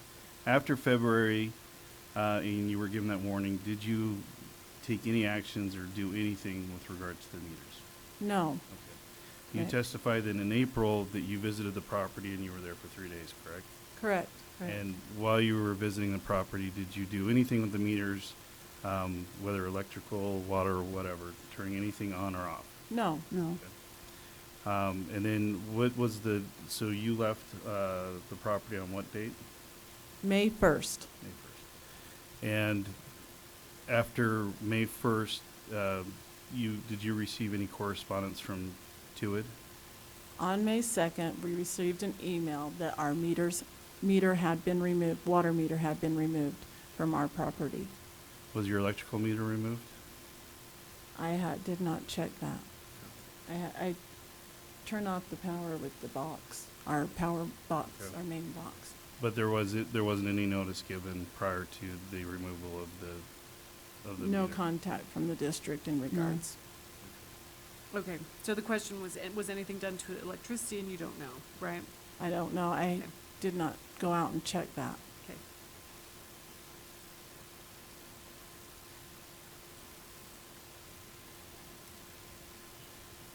All right.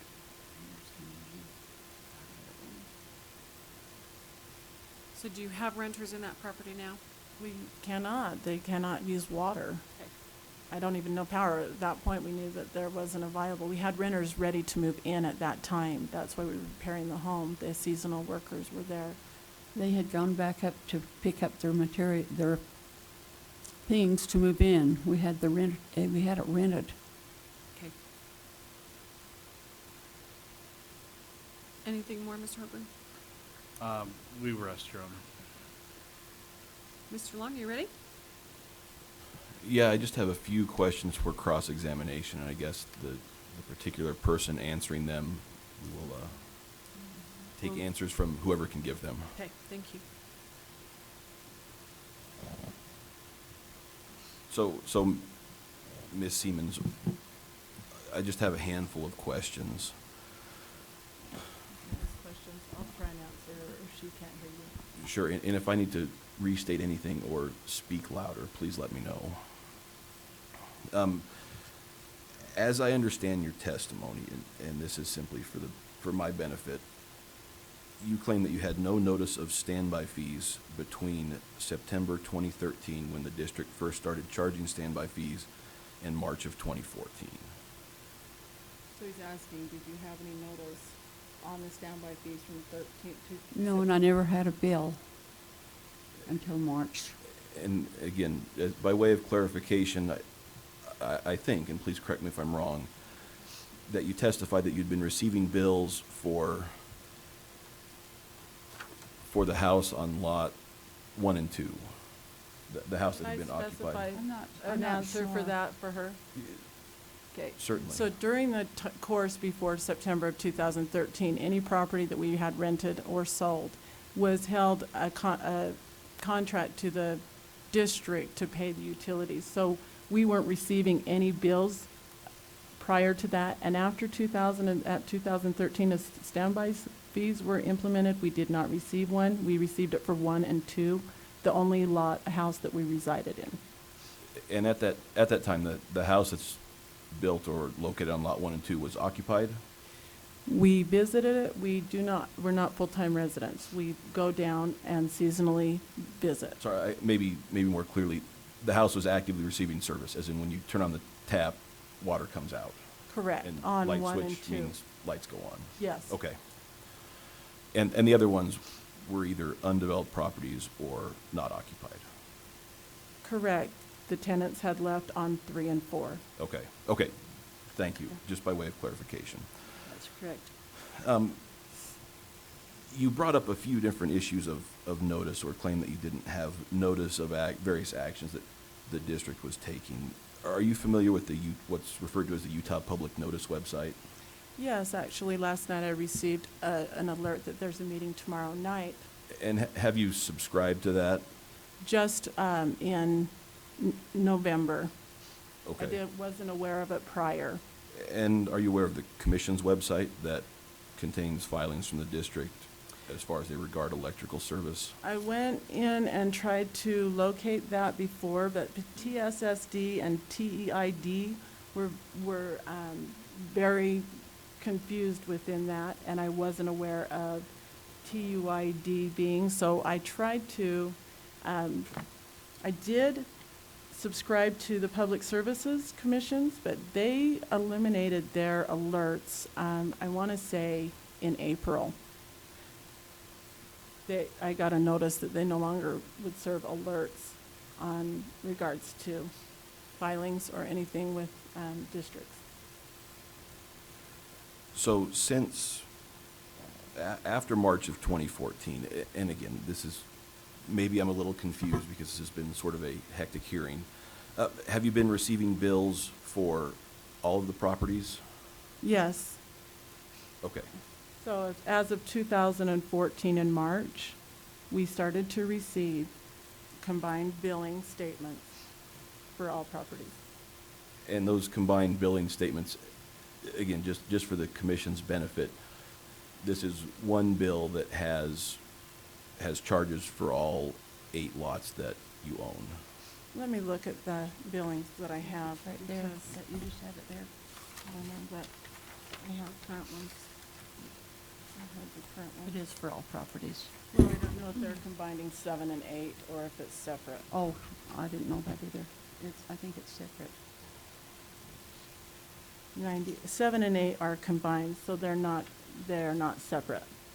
But on our property taxes, they are separate. Sure. Utility fees.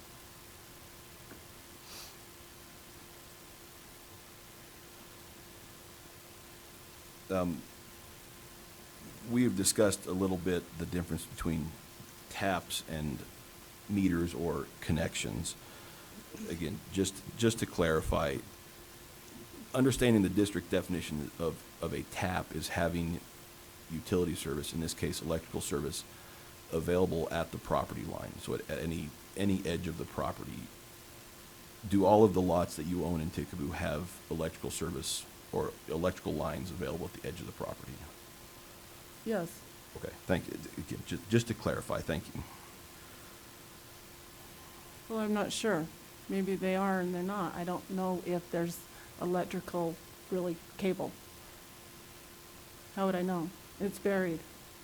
There's pedestals, Okay, but I don't know what. okay, thank you, that's sufficient. Can you describe current tenants, if any, that you have? None. Okay. In your opinion, would you be able to rent any of these properties without utility service, in particular electrical service? No. Utility? Did you say power? With solar, Power. I could, yes.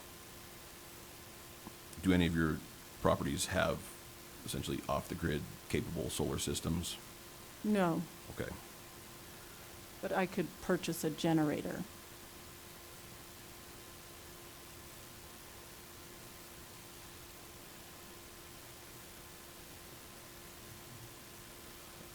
I have no further questions. Okay, thank you. Any follow-up?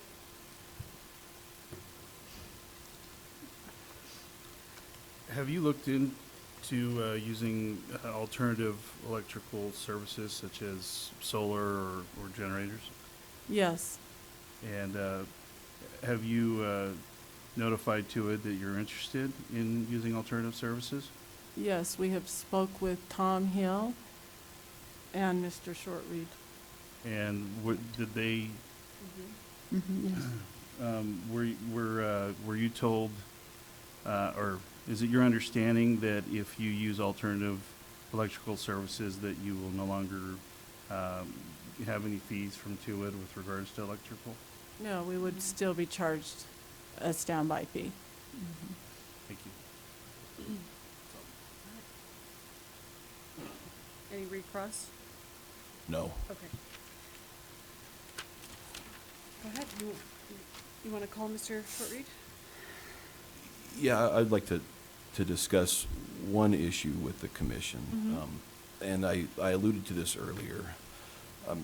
Again, the district has come prepared to answer the commission's questions, and those questions in particular involve dockets 13-2508-TO1 and 15-2508-TO1.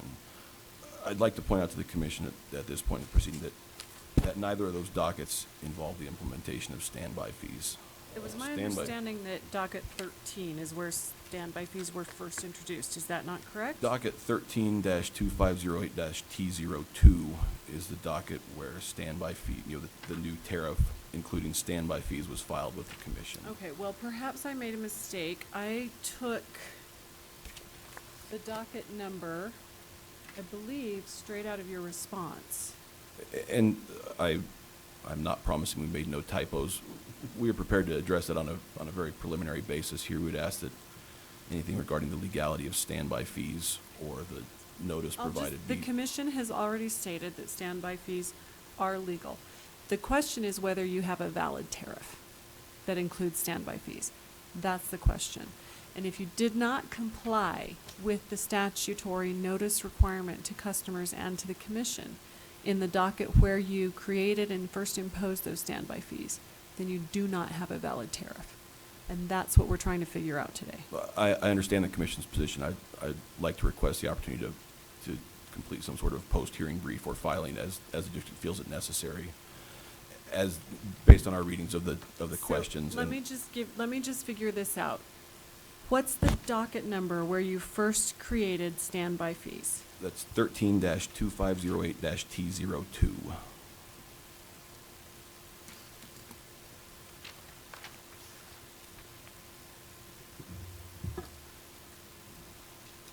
So what was the purpose of T01? T01 made overall changes to the rate structure. It set forth different, I guess we'd call them block billing schedules, essentially changed the way that customers could pay for electrical service. And again, we're prepared to address the district's compliance with the requirements as far as docket 13-2508-T02, but that hasn't been the top of our preparation. And understanding that was perhaps a typo or miscommunication by us in the beginning, we'd simply like the opportunity to file a post-hearing brief if we feel it necessary. Point of clarification. So is the commission asking when the standby fees were introduced? Correct. Into the tariff. Although I think it's not disputed that in the 2015 tariff, it's also included, correct? It's included in the 2015 tariff, Okay. yes. Yes, I just wanted The to. question is where they were very first introduced. Let's see, this is.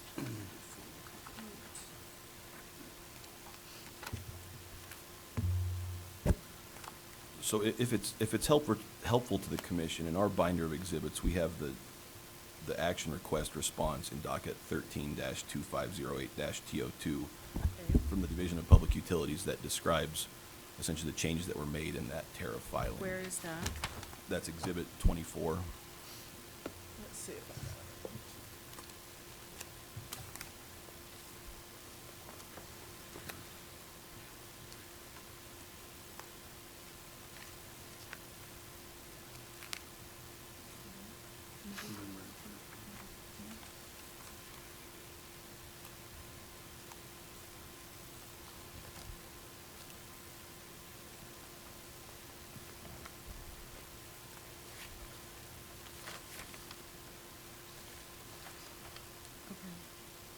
The implementation of standby fees for all services provided by the district. That's on page 2 of that exhibit. Any objection, Mr. Hoagland, to this exhibit number 24? No objection, Your Honor.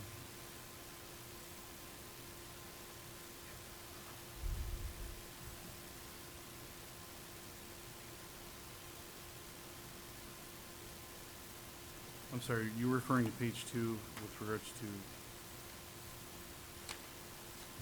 An action number, did you say?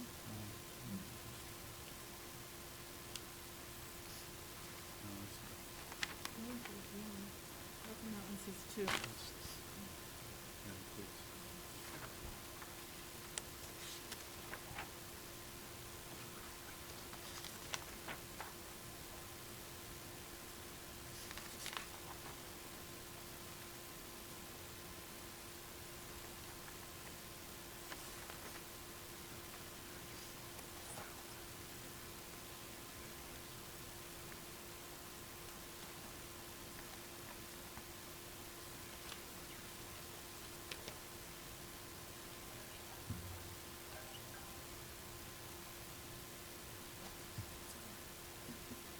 All right, we'll do the best we can, and we'll see where it takes us, and if we need post-hearing briefing, we'll put together a schedule for that. Go ahead. Okay, understood. Mr. Shortreed has prepared a written statement that he would like to read, as has typically been commission practice. The hope is that this statement will both set forth the district responses to the commission's 7 questions, as well as introduce this entire binder full of exhibits. Let's go ahead and have him sworn.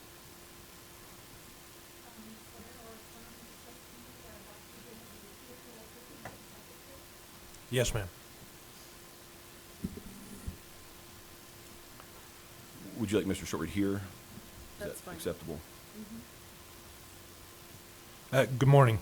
My name is Chip Shortreed. I am the district manager for the Ticaboo Utility Improvement District. I have been involved with TUID for a number of years.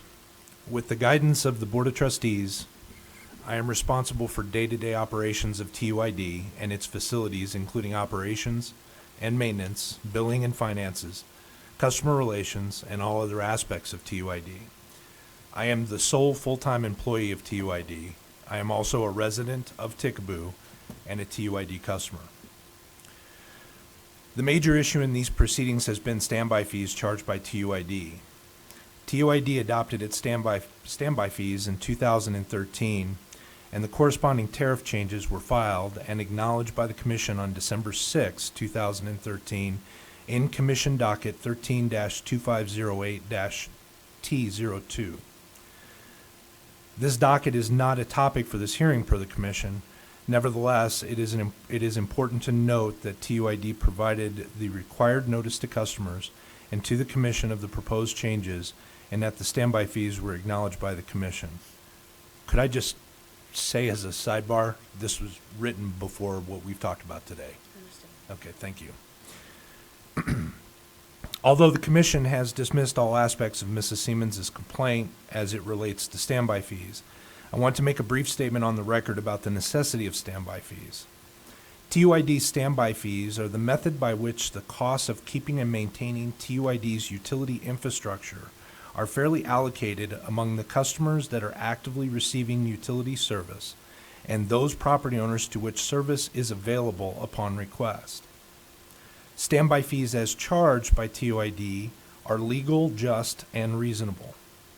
TUID is authorized to charge standby fees both as an improvement district and as a public utility.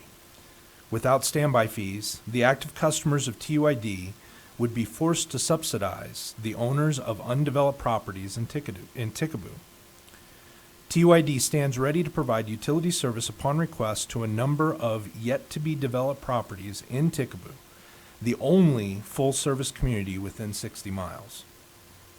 The fact that utility services are available upon request means that properties in Ticaboo can be developed. Without available utility services, platted lots in Ticaboo would be worth no more than barren, undeveloped, and unimproved land in the desert. TUID incurs expenses to keep these services available, and standby fees simply allocate these expenses according to those who benefit. The Commission has very clearly stated that TUID standby fees are legal. In the order issued in this docket on July 6, 2016, the Commission stated, TUID is correct that standby fees are legal.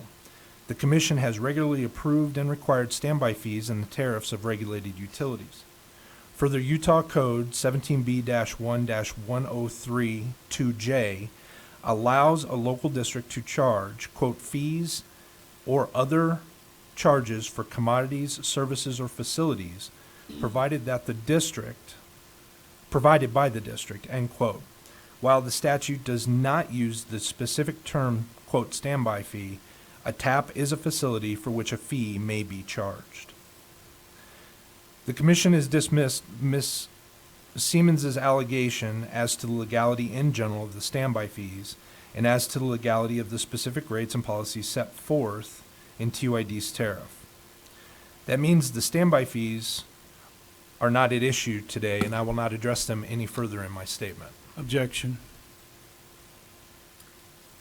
Sustained. Go ahead. May I proceed? Mm-hmm. In the order in this docket dated July 6, 2016, the Commission listed 7 questions to be answered at this hearing. I will now take a few minutes and address each of those questions in turn. TUID has provided the Commission and the other parties with a binder of exhibits that are relevant to the Commission's questions, and I ask that those documents be admitted into evidence at the conclusion of my statements. Footnote, they already have been, I guess. Number 1, when the Commission approved the joint settlement stipulation in docket number 15-2508-T01, TUID was ordered to hold a board meeting within 30 days of September 10, 2015, or no later than Saturday, October 10, 2015. Did TUID comply with that order?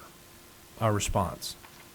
The stipulated excuse me. The stipulated settlement in question was submitted by the division on August 20th, 2015. With the proposed settlement stipulation, the division also filed revised tariff sheets to reflect the terms of the stipulated settlement. On August 27, 2015, TUID had a publicly and properly noticed board meeting to approve the settlement and the revised tariff sheets.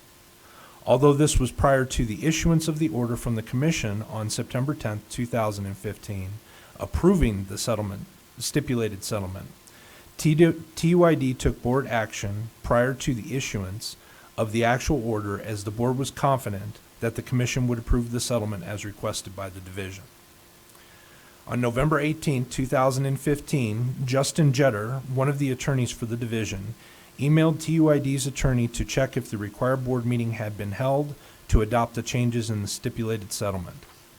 On that same day, TUID's attorney replied to Mr. Jetter and sent him the resolution approving the changes, as well as the minutes from that meeting.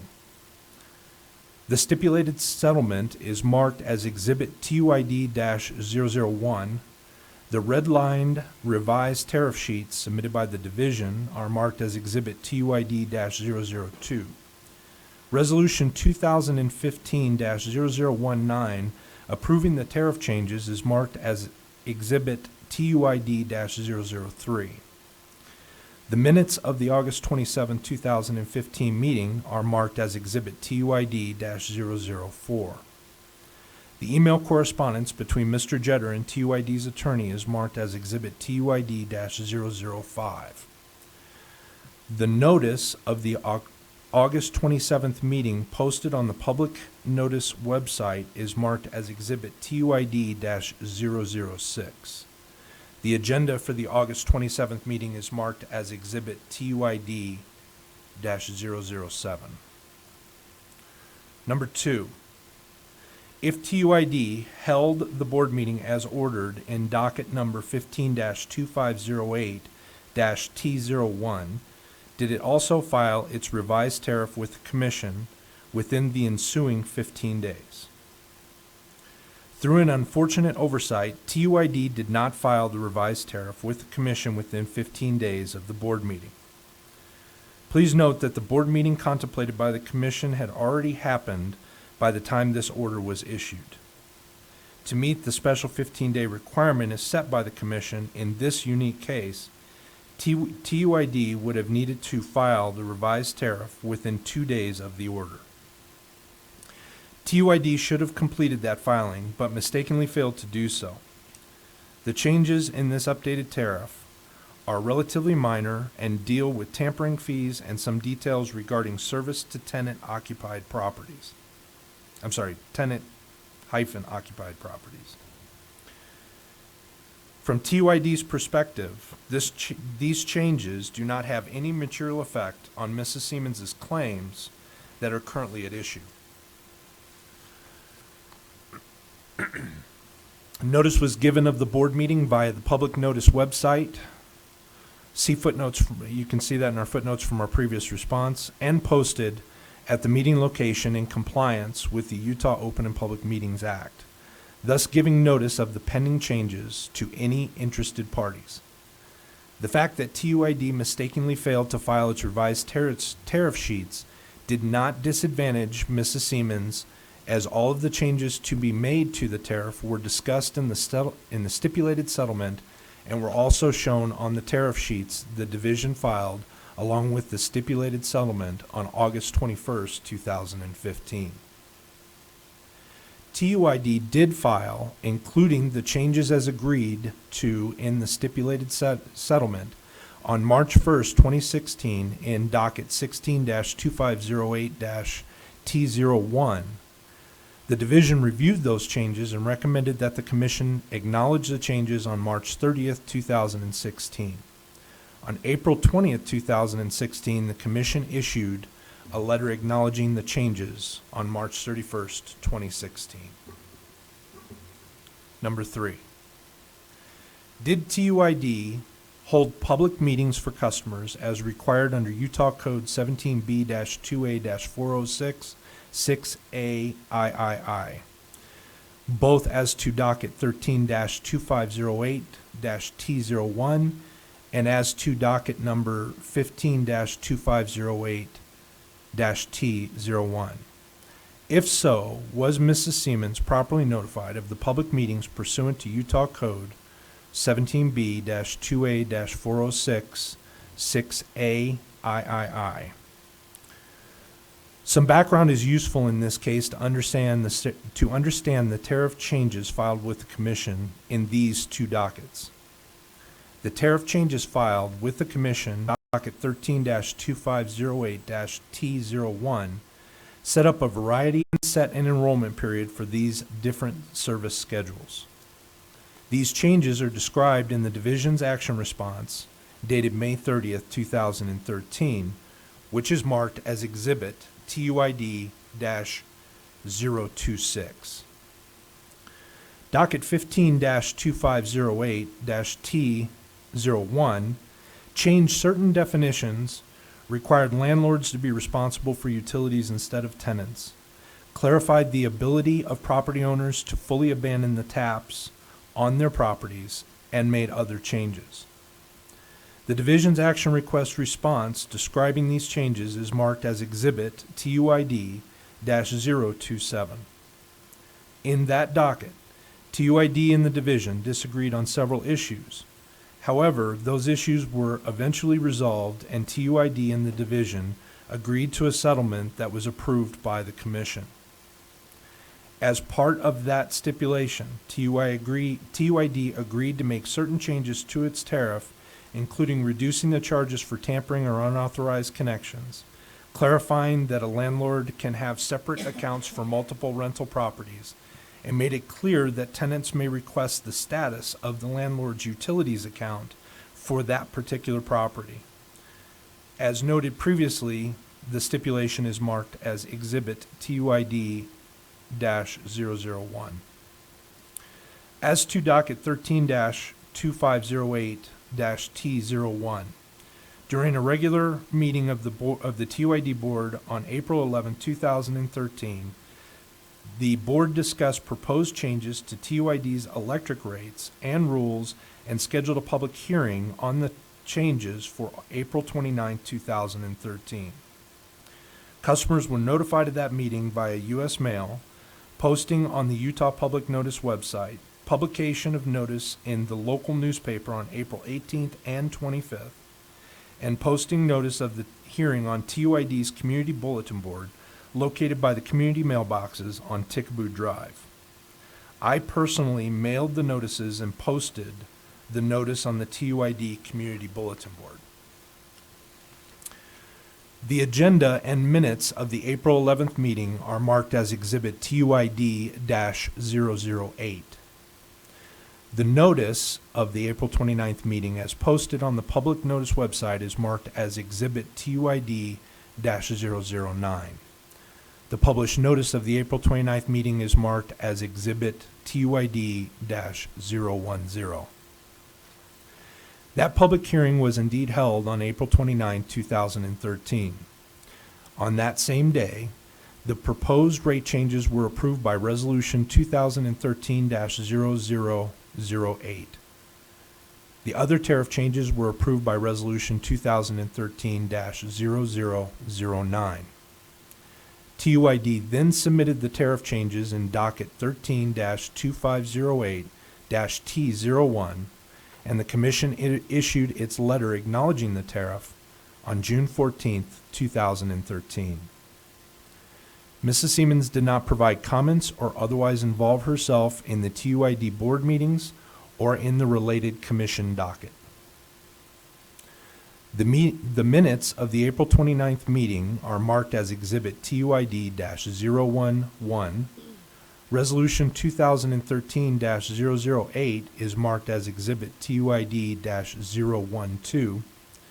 Resolution 2013-009 is marked as Exhibit TUID-013. The Commission's tariff acknowledgement letter in docket 13-2508-T01 is marked as Exhibit TUID-014. As to docket 13-2508-T01, during a public and properly noticed board meeting held on March 21st, 2014, the TUID board made changes to rules regarding the abandonment of taps and imposing an increased penalty charge for unauthorized connection or tampering. Customers were notified of this meeting via U.S. mail, posting on the public notice website, posting of notice on the TUID community bulletin board, and I personally mailed the notices and made the posting on the public notice website and on the community bulletin board. Mrs. Seamons was in attendance at this meeting, and her attendance is noted in the meeting minutes. Mrs. Seamons was provided with actual notice of this meeting, as is shown by her attendance. Note that the tampering fees that were adopted at this meeting were later decreased as part of the settlement stipulation that I mentioned earlier. The minutes of the March 21st meeting are marked as Exhibit TUID-015. The agenda for the March 21st meeting is marked as Exhibit TUID-016. The notice of the March 21st meeting is marked as Exhibit TUID-017. Number 4. When did TUID first begin to charge Mrs. Seamons standby fees? TUID first began charging standby fees to Mrs. Seamons and other property owners on October 1st, 2013. As I noted previously, the standby fees were implemented with the tariff changes filed with the Commission in docket 13-2508-T02. The Division reviewed the proposed changes and recommended that the Commission acknowledge the tariff changes in a letter dated November 19, 2013. The Commission acknowledged the changes on December 6, 2013. The changes were effective on September 1st, 2013, and the charges for standby fees began October 1st of 2013. The Division's recommendation letter in docket 13-2508-T02 is marked as Exhibit TUID-018. The Commission's acknowledgement letter in docket 13-2508-T02 is marked as Exhibit TUID-019. Number 5. Does TUID allow contracts with tenants? If so, are Mrs. Seamons' tenants entitled to similar consideration? Excuse me. TUID is required to follow its tariff. In accordance with the tariff, TUID generally does not allow for contracts directly with tenants.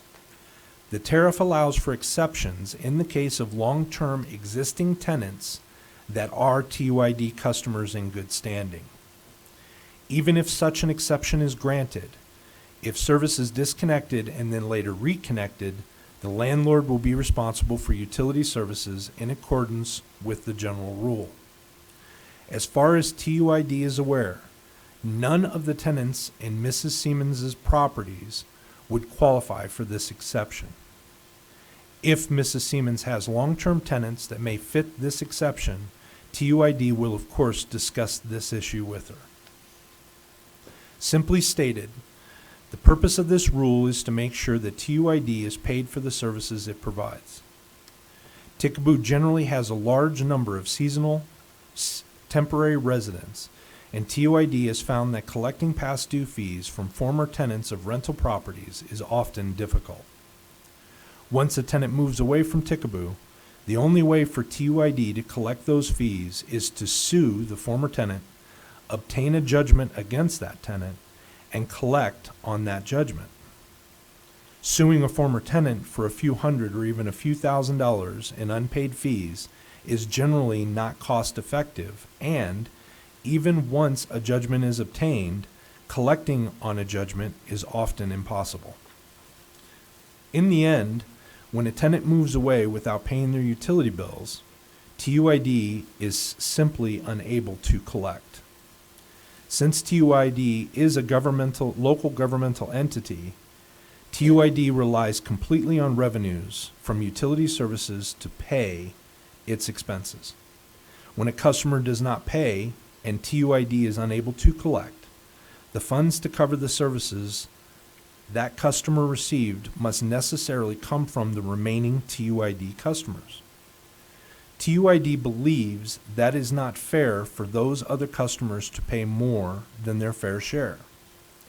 For many larger utilities, a few non-paying customers may not be a serious issue.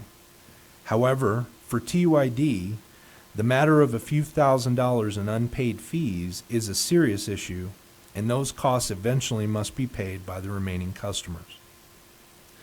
By making landlords responsible for utility services, TUID increases the likelihood that it will actually receive payment for those services it provides. A tenant in a given property must pay for utility services. Whether that tenant pays for those services as part of the rent to the landlord or directly to TUID as a customer is really irrelevant, as the amounts due for the services are the same. Requiring that landlords are responsible for the utilities makes sense, as the landlord is the person screening and selecting tenants that are likely to pay their bills. There is no premium to be charged or added expense in requiring that landlords be responsible for utilities, and the tenants are no worse off. The policy simply increases the ability of TUID to collect the amounts it is owed. Number 6. Has TUID mailed a customer information pamphlet to Mrs. Seamons as required under the tariff and by commission rule? TUID has mailed the customer information pamphlet to Mrs. Seamons. I mail the pamphlets every year myself to the addresses on file with TUID in September or October with the monthly bills. TUID does not obtain proof of delivery of these mailings, as mailing those notices via certified mail or some similar method would be an unnecessary expense and an unneeded strain on an already very tight budget. The customer information pamphlet is available on the TUID website as well, along with a variety of other documents and information. The current version of the pamphlet is marked as Exhibit TUID-028. Number 7. Has TUID removed taps from Mrs. Seamons' property?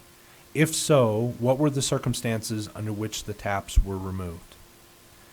TUID has not physically removed any of the taps from any of Mrs. Seamons' multiple properties. Note that, quote, taps are the physical connections to a particular property for a particular service, such as service laterals for water or sewer service, or a power line terminating on the property.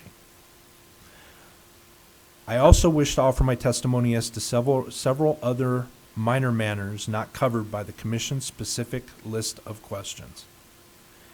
TUID has mailed the annual customer information pamphlets. That he's going to be, objection. He's stating that he's going to be making statements outside of the scope of what the Commission has requested to be presented today. I believe the hearing to this point has been in large part outside of the bounds of those 7 questions, particularly anything regarding docket 13250-TO2 is technically outside the bounds of those questions as written.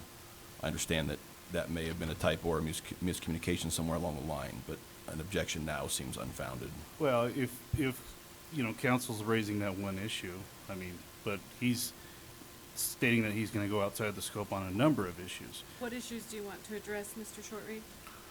Ma'am, I'm addressing the customer information pamphlet and addressing standby fees as they relate to docket 13-2508-T02. I do need information about docket 13-T02. If we can deal with it here, that would be great. I would hate to have to continue this hearing and call you all back from the south of the state. It is unfortunate that we didn't get the correct docket number. That well could be my mistake. So I'd like to do what we can on that docket. And if I may, the topics that Mr. Shortreed is going to address in the last little bit of his statement are topics that have been raised by Ms. Seamons in various filings, perhaps outside of those 7 questions. Okay. Let's go ahead and hear what you have to say, Mr. Shortreed. I also wish to offer my testimony as to several other minor matters not covered by the Commission's specific list of questions. TUID has mailed the annual customer information pamphlets every year as required by its tariff and the Commission's rules. Mrs. Seamons alleges that she has not received this pamphlet. While TUID does not have any information about whether Mrs. Seamons actually received the pamphlet, I did send out these pamphlets every year as required by the tariff. Mrs. Seamons also alleges that the tariff is not publicly available in the TUID office and that the required notice is not posted in the office. Based on my own personal knowledge as district manager and the sole full-time employee of TUID, the tariff is indeed available for public inspection, and a notice is posted in the office stating that the rate schedules are available for inspection.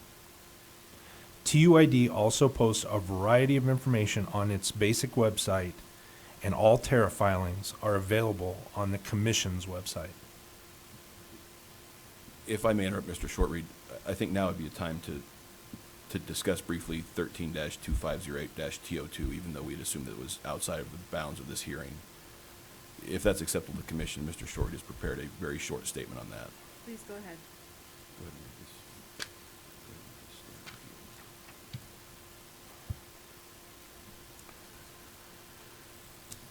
Standby fees were proposed in a regular TUID board meeting on August 8, 2013. TUID mailed notice to all customers of the proposed rate changes and hearing, published notice in the newspaper of the proposed rate increase and hearing on August 15, 2013, and posted a similar notice on the TUID Community Bulletin Board. I personally mailed those notices.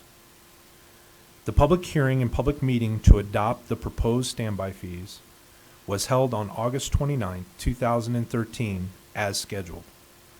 TUID adopted the standby fees with Resolution 2013-0017 on August 29, 2013, and the rate went into effect September 1, 2013.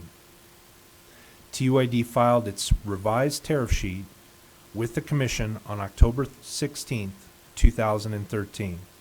The Division recommended that the Commission acknowledge the revised tariff sheets on November 19, 2013. The Commission acknowledged the revised tariff sheets on December 6, 2013. In addition to the notices required prior to adopting the standby fees, TUID also mailed information brochures to all customers explaining the necessity of the standby fees and answering common questions about the standby fees. August 8, 2013 meeting minutes are Exhibit TUID-020. The published notice of the proposed rate change and public hearing is marked as Exhibit TUID-021. August 29, 2013 meeting minutes are marked as Exhibit TUID-022. Resolution 2013-0017 is marked as Exhibit TUID-023. The Division recommendation is marked as Exhibit TUID-024, and the Commission's acknowledgement letter is marked as Exhibit TUID-025. Okay, so let me just ask you some questions. On docket 13-T02, what was the date that you mailed out the customer notices? It was the same day that I published the notices. So what date was that? Prior or on to August 15th, immediately following the board meeting. Okay, so on August 15th, you mailed out a notice as to an August 29th, 2013 meeting? Yes, ma'am. Do you have a copy of that notice for me? Not here, no ma'am, and I don't know if I have one. I can't readily state that right now. We do have a copy of the published notice that made it in the newspaper, marked as one of our exhibits. And Well- perhaps Mr. Shorey can testify that the notice mailed out was substantially the same as that notice. Well, here's the difficulty. Under the statute does not acknowledge a website notice or a newspaper notice. The only thing that qualifies you for exemption from commission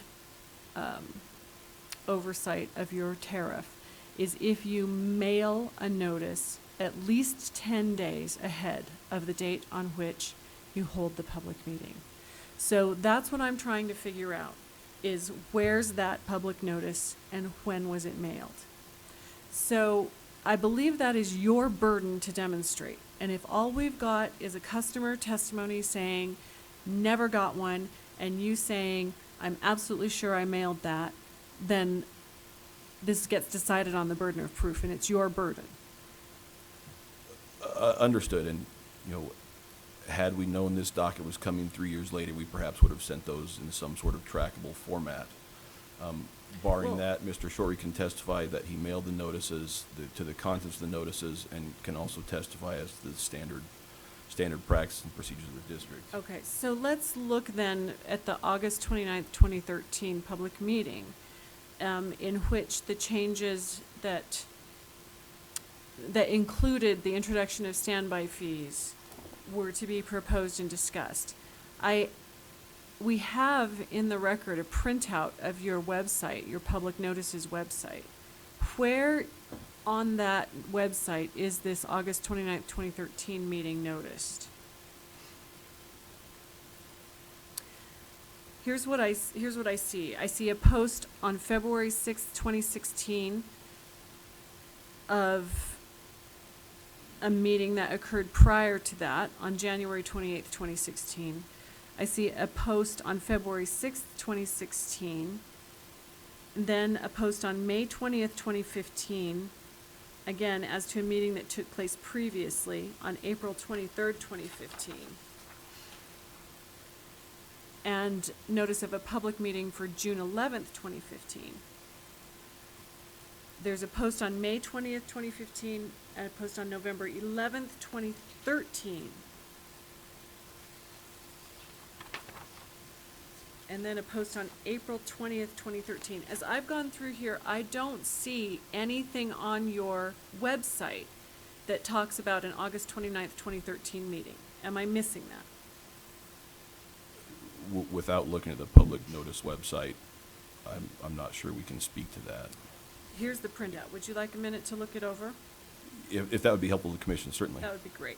Let's go off the record for about 10 minutes.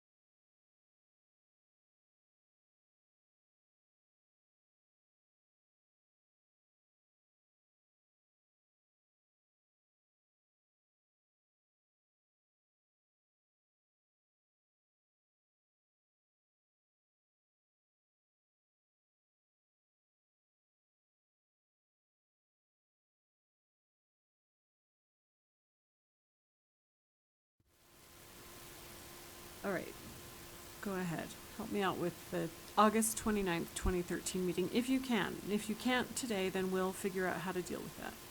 And I think it may be the latter. I'm looking at this right here, and this is a printout from Ticaboo's own website, Correct. not the public notice website. Correct. And off the top of my head, the district is not required to provide electronic notice on its own website of public meetings. Correct. And again, just off the top of my head, and again, this may be better addressed in a written filing, unless we are all very up to speed on our Open and Public Meeting Act's requirements. I'm pretty up to speed. But I'm not concerned about whether you complied with the Open and Public Meetings Act. Okay. I'm concerned with whether you complied with 17B, which requires mailed notice of the August 29th, 2013 meeting to customers at least 10 days ahead of that date. And that's really the critical issue in this case, is whether that notice was mailed out. So, I mean, if I were running a small utility like this and I were trying to be sure that I stayed within my exemption, I would have a copy of that notice. You've got 80-some customers, I would maybe even photocopy a few of the envelopes to keep in my files as evidence that they were in fact mailed.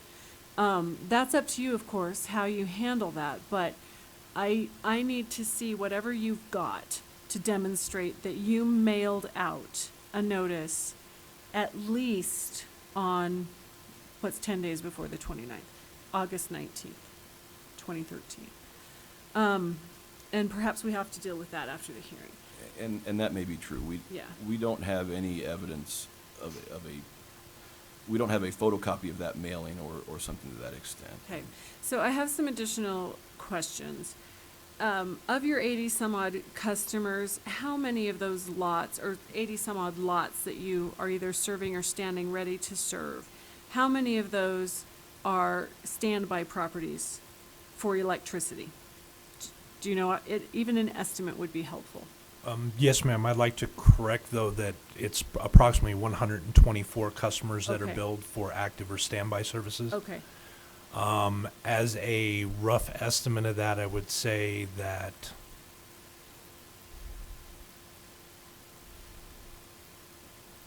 on a guess, probably 60 of those. so about almost half, not quite half. That would be my best guess, yes, Or ma'am. standby. Okay, and of those, do you know, and you might not, of those 60, how many have structures on the premises where, upon notice to you, you can do something in your computer and they can flick the switch and the lights come on, versus how many are vacant lots with nothing built? While I can't give you a specific number, ma'am, I can say a majority are vacant lots with nothing built Majority on are them. vacant. Okay. So of those that are vacant, how many are liened for unpaid standby fees? I believe at my last certification with the Garfield County Treasurer, we were at 13. 13 liens.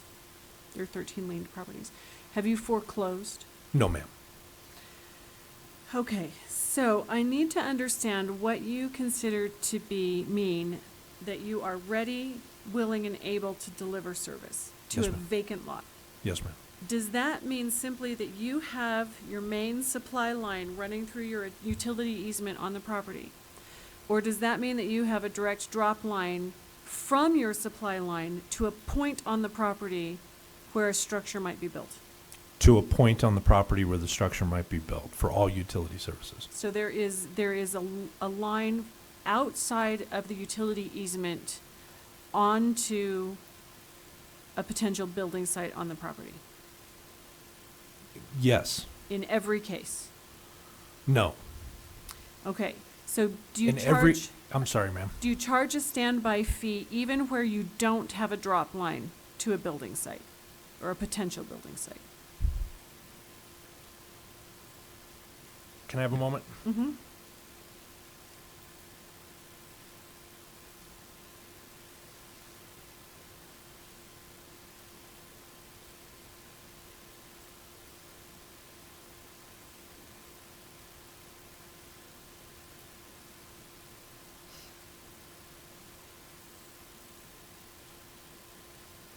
I'm sorry, ma'am.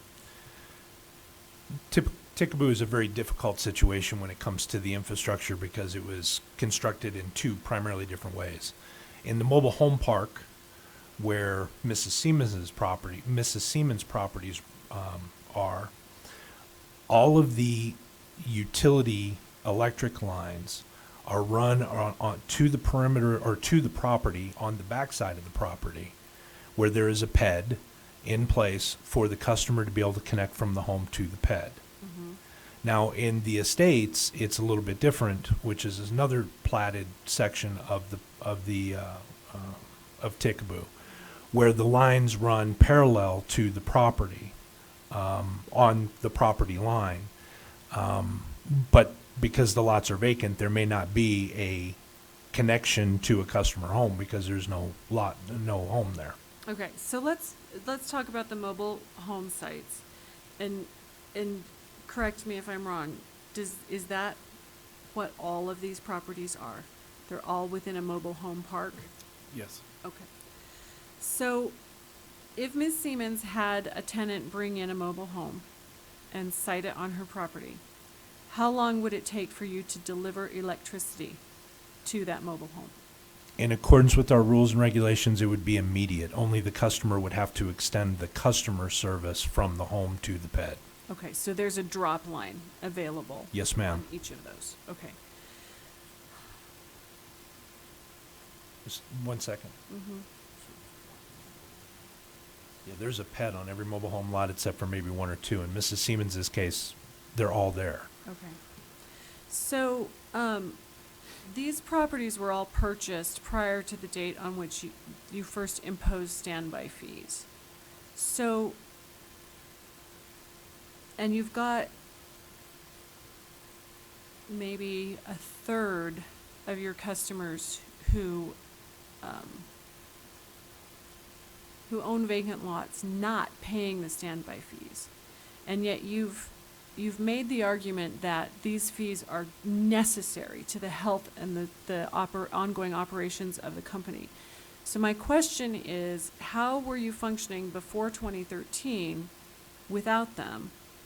And how are you continuing to function where at least a third of your standby customers are not paying? Do you want me to be blunt and frank? I do. Okay. So prior to the implementation of the standby fees, we were operating dramatically in the red as a utility district, as an improvement district. Barely making enough money to be able to pay for fuel through usage fees and everything else.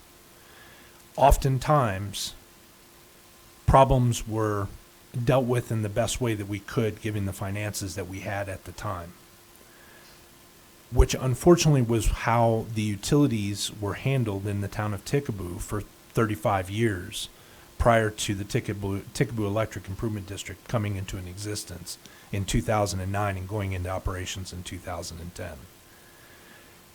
At that time, the Board of Trustees realized that we had to do something in order to be able to ensure that we could deliver reliable service on demand to our customers in an effort to be able to improve those customer relations, and also, while it is not our responsibility to promote economic development, but to be able to support it if economic development were to happen. So 2013 was a very tumultuous year in that regards. Is that me? It keeps knocking this with my voice? Yeah. I apologize. That's all right. In 2013 was a very involved year because we got involved in so many different things to fix. We started fixing the things that needed to be fixed in town to be able to ensure we could deliver that service when required. And I think it may be worth noting that at this point, nobody was getting paid for any of this work. That's correct. There were no paid staff members for much of that time. Okay. All right, so let's turn to the tariff itself. I've read through it very carefully. Where is the language that says that the restriction against a tenant contract is waived or lifted if we're dealing with a long-term tenant? Ma'am, I don't have that in front of me, but I believe it's in section 8, if I remember right. It may be 8.02. But I don't have that in front of me. But it does state in there an exception paragraph, and Okay. the exception paragraph does stipulate that, I'd like to say, ma'am, that we actually instituted that exception based upon public comment and concerns, primarily because of Sitla properties. Right. So we understood those concerns, and by putting that exception in place, we were able to ensure that none of the existing Sitla tenants were, I hate to be harsh, but summarily evicted because Sitla won't be responsible for utility bills, just as a part of their policy. So, have you allowed a long-term tenant contract under any owner other than Sitla? Yes. Okay. Me, for example, I'm a renter in Ticaboo, ma'am, and I was a long-time customer prior to this rule being put in place. So, on the 2015 T docket, where you entered into the stipulation with the division, it was sometime later that the commission issued the order approving the stipulation. During that period of time that passed, you held a public meeting. Yes, ma'am. Well, excuse me, you held a board meeting. And in the statement that you've read, you've identified exhibits where the board meeting minutes are and so on, correct? Yes, ma'am. Did you also hold a public meeting? All of our board meetings are public, ma'am. Did you send out a mailed customer notice of a public meeting with regard to the tariff changes? I would have to admittedly say where the tariff changes were concerned, no, ma'am, because we weren't instituting any rate changes. Okay. It was just agreeing to the settlement stipulation that Mr. Jetter had drafted and sent forward as part of that T docket. Okay, but it did include, though, a penalty fee for tampering. You had proposed $1,000 per day, but then you agreed with the division to take it down to $100 per day. So this was a new tariff charge. And my question is whether you noticed within 10 days of a public meeting, send a notice to customers within 10 days prior to a public meeting saying, we're putting a new fee in our tariff, it's been approved by the board, or it's going to be approved by the board, and here's our public meeting for customers to come and talk to us about this. Factually, ma'am, that particular tampering rate was already in place, and during this particular T docket, it was brought up as a point of concern or contention. Okay. And was then settled upon, because I believe, if memory serves me right, our original charge was $1,000 per incident per day. Right. And then through the settlement stipulation with the division, we changed it to $1,000 per incident, $100 per day. Now, having said that, I cannot sit here in front of you and tell you that I sent out a notice for a reduction in a fee. I have no recollection of sending such a notice out to my customers. Okay, I'm going to have to check again the records of that, because my sense is that the tampering fine was brand new in the tariff in that 2015 docket. You think you had a tampering fine in place prior to that? I can maybe shed a little bit of light without looking at the Great. details. The tampering fee has, in recent memory, always been $1,000 per incident. In the very beginning of that docket, 15-2508-T01, that fee was increased to $1,000 per incident plus a $1,000 per day tampering fee. Okay. Going off the top of my head, I believe the district complied with all the notice requirements for that initial change. At that point, when those changes were filed with the commission, the division had some objections to them. And, Right. And this was a situation where the district and the division have some, and probably still have some, disagreement about how far the commission's jurisdiction extends. At any rate, in the settlement stipulation that we've introduced as Exhibit TUID-001, we essentially came to a conclusion on the points that the division had problems with. And that tampering fee was reduced. So in the district's opinion, the tampering fee was effective upon filing with the commission. So, but wait a minute, you've just said that prior to the 2015 docket, the tampering fee was $1,000 per incident, no per day fine, correct? Correct. So through the 2015 docket, you implemented a per day fine. And the dispute between the district and the division was what the number would be, correct? Correct, and perhaps it's useful to think of that 2015 docket as two separate tariff changes. We had the initial tariff changes done by the district on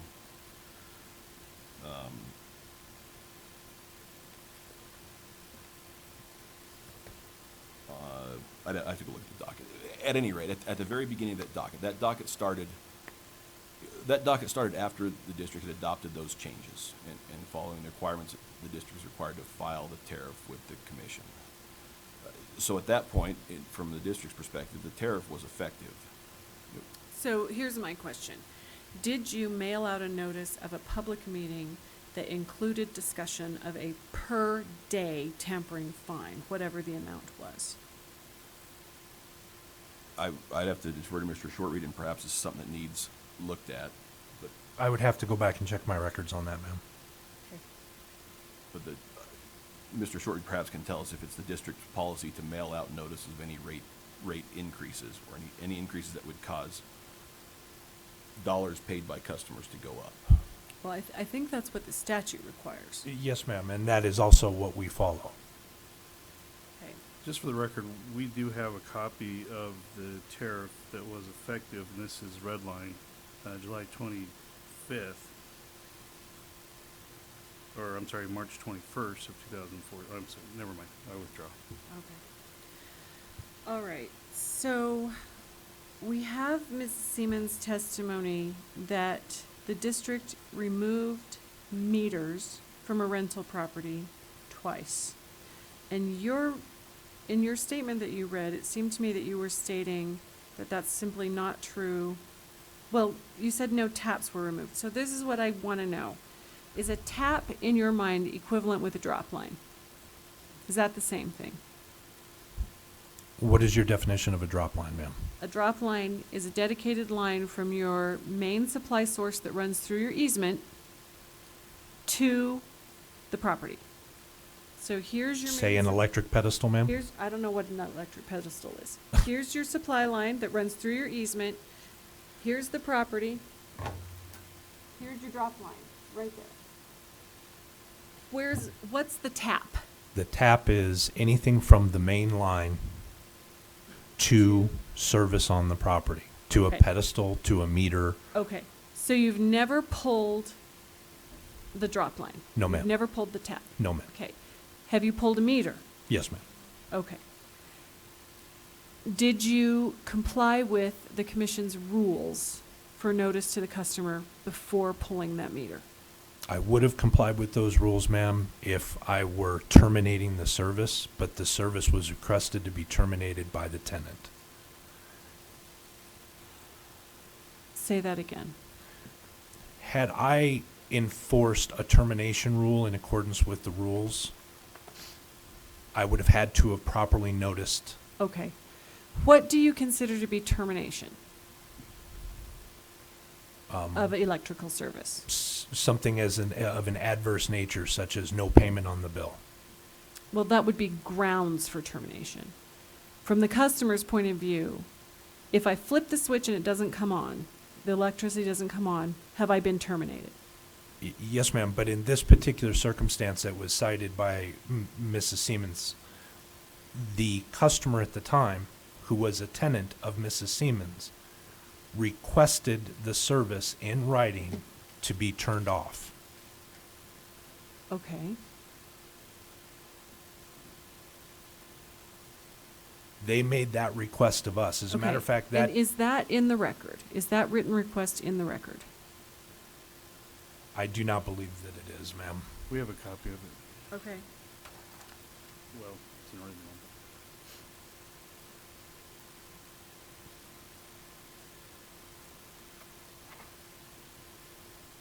And that should be a letter from Jim and Valerie Hills, ma'am.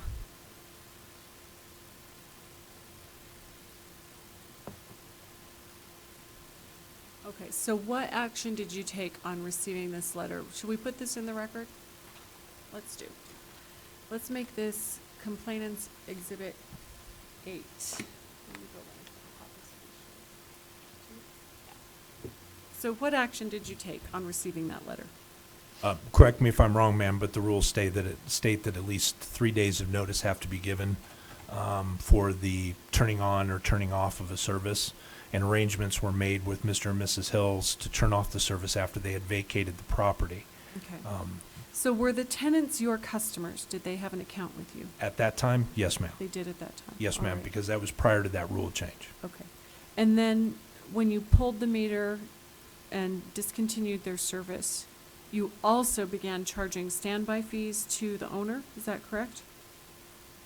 I don't know how that timeline falls, ma'am. I would have to go back and check that. Your Honor, let the accounts that we admitted as exhibits show that the standby fees did take effect after that. That's All right. 1115.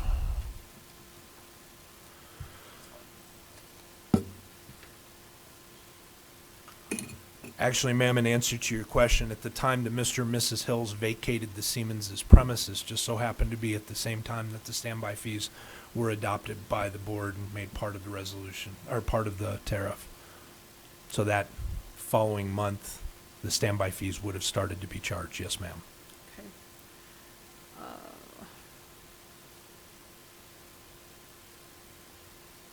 So if the tenant had requested to permanently abandon service, what would have been your response? No, ma'am. That has to come from a property owner The per our property rules. owner. Yes, ma'am. Okay. All right. Any cross-examination? Go ahead.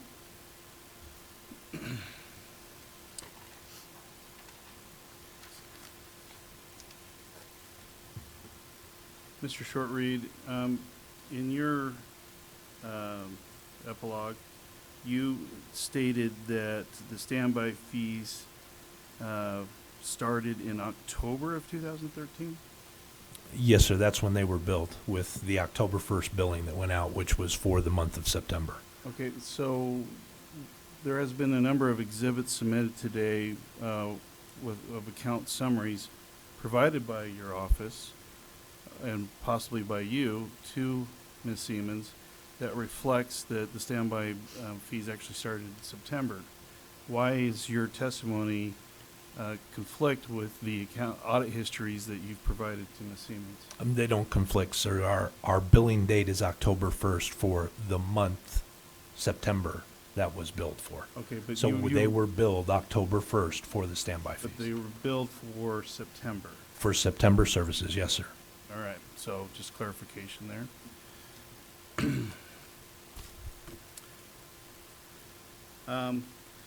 You also testified that you were granted an exception as a long-term resident to the owner who granted that exception? The board did. Okay, and you applied for that exception? There's no application process. It's taken as a case-by-case basis So when were you granted exception to that? at the same time that the other residents were granted exception under that rule. Okay, so you were specifically, they specifically gave you that exception, or was that just something that just kind of, everybody kind of went about their way and assumed that it was there? Is it in the meeting minutes? I think this is perhaps a little bit more of a leading question I'd like. Maybe I can explain and Mr. Shortreed can confirm. The exception to the tenant rules is essentially allows status quo to stay the same. That if a tenant is there and stays there, that tenant's account with the district for utility services stays as it was. If that tenant were to move out and hypothetically move back in, or if a new tenant moves back in after these rules were implemented, the landlord would then be responsible for that utility account. Is that a correct statement of the rules, Mr. Shortreed? Yes. Okay, what I'm asking though is who determines that? The district manager does. So you determined for yourself to have the exception applied. I object. I think we've made it clear there's no determination that's required. Simply, if no change is made, no change is required to be made according to the rules of the tariff. The rules, his testimony said that exceptions can be applied. So, So what I'm trying to find out is how does that happen? Who has the discretion? So I'm asking Mr. Sherreed, who has the discretion, and I'm doing it by applying his own situation, which he testified that he was granted this exception. well, and I think it is a relevant point. I want to see the tariff provision that sets out that exemption. And I'd like to see how the tariff says it works.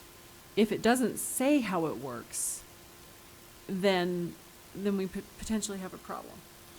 So my point is, Mr. Sherreed, you testified that there were others, you included yourself, and so I'm just trying to find out when and how that exception was applied and if it was done formally or informally. So that's a compound question, so let me rephrase that. Was your exception applied formally or informally? I don't understand what you mean by formally or informally. So it's your testimony that you didn't apply for the exception, correct? We don't have an application process for the exception, So no. was your exception presented to the board, your specific exception? No. So the board never, so no one ever really approved your exception? I object to that leading question. Perhaps Mr. Hoagland could simply ask Mr. Shortreed what the process is. I can ask leading questions. This is cross-examination. Well, these rules don't apply. We're in an administrative proceeding. So this is what I need to know. These long-term customers, including yourself, including some tenants of Sitla, including at least, well, Well, and that's where I want to go. Is there any other long-term tenants that have been granted this exception besides yourself or the associated with Sitla? No, because the long-term tenants as they're defined are those people. There have been no other long-term tenants in good Okay. standing with the Okay. district. so here's the And if question. I'm sorry, ma'am. Did the tenants have to come to you and say, I'm a long-term tenant, I want to have the contract with you? Were they required to do that? No, ma'am. Okay, was the property owner required to come to you and say, I have long-term tenants, I want your contract to be with my tenant, not with me? Not required, no, ma'am. Okay, so how did you decide who the long-term tenants were? Because I know everybody in Ticaboo, ma'am, because there's a whopping 40 Okay, so people who live there. So you just did this on your own? You just went through your accounts and you said, okay, this is one with a tenant, but this is a long-term tenant, so we're gonna keep the account with the tenant? In accordance with the rule that we set forth, I identified those customers who would have fit the exception, yes. Okay, I think perhaps the point is that the rule doesn't require any changes to the situation as it existed when that rule was implemented. If a tenant had an account at that time, that tenant could continue, and if a new tenant moved in after that, the landlord would then be responsible for the account. And I apologize, ma'am, I don't have a copy of my tariff in front of me, and I must say that I don't know this particular section verbatim, that's fine. but if memory serves me right, I believe there was a 1-year stipulation in that exception that said so long as the tenant was a long-term customer of 1 year or more in good standing with the district, then they would qualify for the exception rule. Okay, and that's what I want to see, is the tariff language, so. I apologize, I don't have that. So I'll look for it, but I'm probably going to order you to submit post-hearing briefs that deal with some of these things. Certainly, and we're happy to do that. Okay, all right, Mr. Hoagland, go ahead. I guess that was my next question is, because Sitla, their tenants came in about 2013, correct? No. No, there are some people in Ticaboo who've been tenants of Sitla for a number of years, beyond 2013. Okay, but you're including the resort in these discussions, right? No, I'm not. Okay, so the resort isn't powered by TUID? By TUID, powered by TUID? We do provide them with power, yes, sir. Okay, and they're owned by Sitla, correct? No, they are not. Who are they owned by? Themselves, sir. They're their own organization. They own their own land. Okay. The resort does? The resort owns the land? Yes, ma'am. Okay. I will offer this, though. They are a master development leaseholder of Sitla. They're what? A master development leaseholder? Mary. So, but they own the property? Not where they're the master development leaseholder, no. Who does? Sitla does, Okay, in that particular case. okay. So how much of the property do they own? Sitla? No, the resort. They own all the commercial property and approximately 4 or 5 residential properties. So, but they're the master, I'm sorry, designer on, Master development leaseholder, sir, yes. for a property that's owned by Sitla. And are there standby fees charged on that? No, because Sitla abandoned all of the taps in 2014. Okay. And so, prior to 2014, but there was why wouldn't there be a standby fee then? Our abandonment rule allows that if a customer applies for abandonment of their taps, once that application has been approved and processed, then they're no longer responsible for paying standby fees, and that abandonment application in turn gets recorded onto the property records with Garfield County. So the abandonment process, doesn't that include a fee? An application fee, yes, sir. Okay. And how much is the application fee? $75. Okay. And that's the only fee that's associated with abandonment? Yes, sir. Okay. And but they would have to pay other fees to be rehooked back up, correct? To be hooked back up, yes, sir. If they abandon the taps, they essentially would have to pay fees as if the taps didn't exist Okay. to have those taps reinitiated Okay. or removed from abandonment status, if you will. And that abandonment status was pursuant to the 2013 docket or tariff? I believe that it was, but without having it in front of me, I can't say for sure. Okay.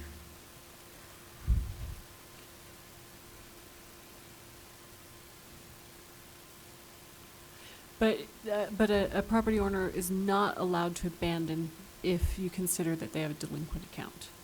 That's correct. Their account has to be in good standing. And they have to continue to pay, at a minimum, standby fees until and unless you approve the abandonment application. Yes. And there's no requirement in the tariff that would actually state that you have to approve the Well, the abandonment. standby fees are 2 years. Yes, ma'am. Actually, there is in the tariff, it does stipulate in the tariff what the requirements for abandonment are. For the customer. But it doesn't put any obligation on you to approve it. As I read the tariff, it looks like you could just simply decline to approve an application for abandonment and continue to require the customer to pay standby fees into perpetuity. I don't think that's the understanding of the district. If it's written that way, perhaps it needs revised. There's a fair bit in the tariff that I think could use a good hard edit. Just throw that out there. Sure, and if there are particular things the commission would like to see changed, we'll certainly consider that. Okay. I mean, the district is working with very, very, very, very limited resources. Most of this was frankly done by Mr. Shortreed on an unpaid basis for years, so Okay. recognize the district's in a tough situation Okay. all around. Mr. Hoagland? Yes, and we did, Mr. Shortreed was correct, under section 8.02 of the tariff, it does provide the exceptions Okay. for that. It does state that it is at the sole discretion of the district as long as these conditions apply. Meaning that just because you qualify, you still, correct me if I'm wrong, you still are the one that makes that determination, correct? Based upon the rules, yes. Well, it says here at your sole discretion, so if they qualify, you could still reject them, correct? I suppose that it could be perceived that way, yes. Okay. But as Your Honor just pointed out, we seem to have some things we need to edit in our tariff. Okay, well, to me, it seems pretty clear that what this is stating, though. at the sole discretion of the district under the following conditions. And this is something, I just want to be real clear, this isn't something that the board agrees on. This is something that's, when it says that of the district, that's just you, or is that the board? By the authority given to me by the board, I follow the rules that they approve. And who makes up the board? What do you mean, sir? Who makes up the board? How's the board created? The board is created by appointment from the Garfield County Commission. Okay. And how many board members are there? 5. And is there any training that that the board goes through? Yes, there is required training in accordance with the Open and Public Meetings Act, as well as the Special Service District. So in August of Requirements. 2015, was there was the board meeting that was that you've testified was also a public meeting? Was that a training meeting for the board? Yes, as a matter of fact, it was. The first half of the meeting was set as an executive session where LeGrand Bitter from the UASD came down and provided the board with their annual training. So first you train them the first half of the part, and then the second half of the part address the tariff. Is that correct? I believe it is, if you're speaking to the joint settlement stipulation. Okay. So prior to that meeting, did the board have any knowledge of the tariff? Did the board members have any knowledge of the tariff? Absolutely. Okay. They just hadn't been trained.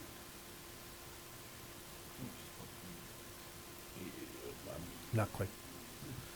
The training that Mr. Shortreed and I think Mr. Hoagland is referring to is simply the annual required training by the required by the Utah Open and Public Meetings Act. Right. We unfortunately don't have an expert in running an electric district coming to train the board No. members. There are unfortunately a severe lack of those. Yeah.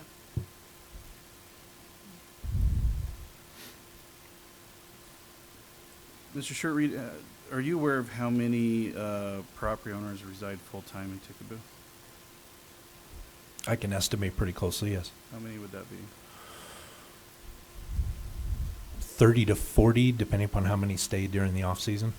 Okay. That's full-time year-round residents. Okay. 30 to 40? Yes, sir. Now, so from the briefings, you had stated that the office and your house are kind of the same. Is that correct?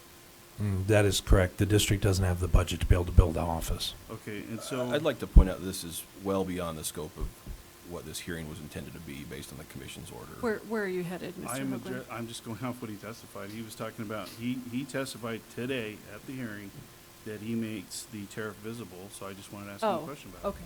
Where is it? He opened the door, so. So in your testimony, you said that you make the tariff upon request, but is the tariff visible to people who come into the office/home? The notice is visible that the tariff is available for inspection. The tariff is actually kept in a 3-ring binder with all revisions as they were filed with the commission. Okay, so no, it's impossible for anybody to look at the tariff without your presence. Is that correct? No, not necessarily. They can look at our tariff online at the Public Service Commission's website. Well, but that's electronically. I'm talking about the one that's located at the office. Just tell me, if I come knock on your door and say I want to see the tariff, what happens next? We schedule an appointment for you to come in and see the tariff. Okay. Have you ever refused to make the tariff available to Ms. Seamons or anyone acting on Ms. Seamons' behalf? No. Okay.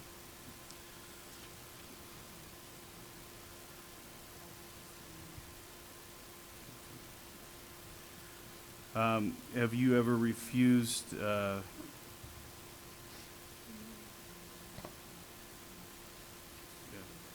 Have you ever, on February 18th, do you recall Ms. Seamons' daughter, Mary Broadbent, requesting the availability of the tariff at a public meeting? No, I don't recall it, but that doesn't mean it didn't happen. I would have to go back and check the meeting minutes. So, if you don't recall that, I mean, do you recall rejecting her request to make an appointment to come view the tariff? No, I don't recall that because I wouldn't reject a request for an appointment. Okay, so you don't recall that.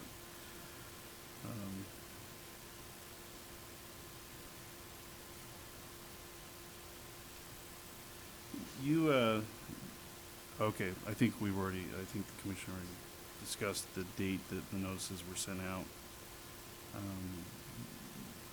Do we have a date on when the notices were sent out in the, March, let's see, in April, for the April meeting of 2013, when they were mailed?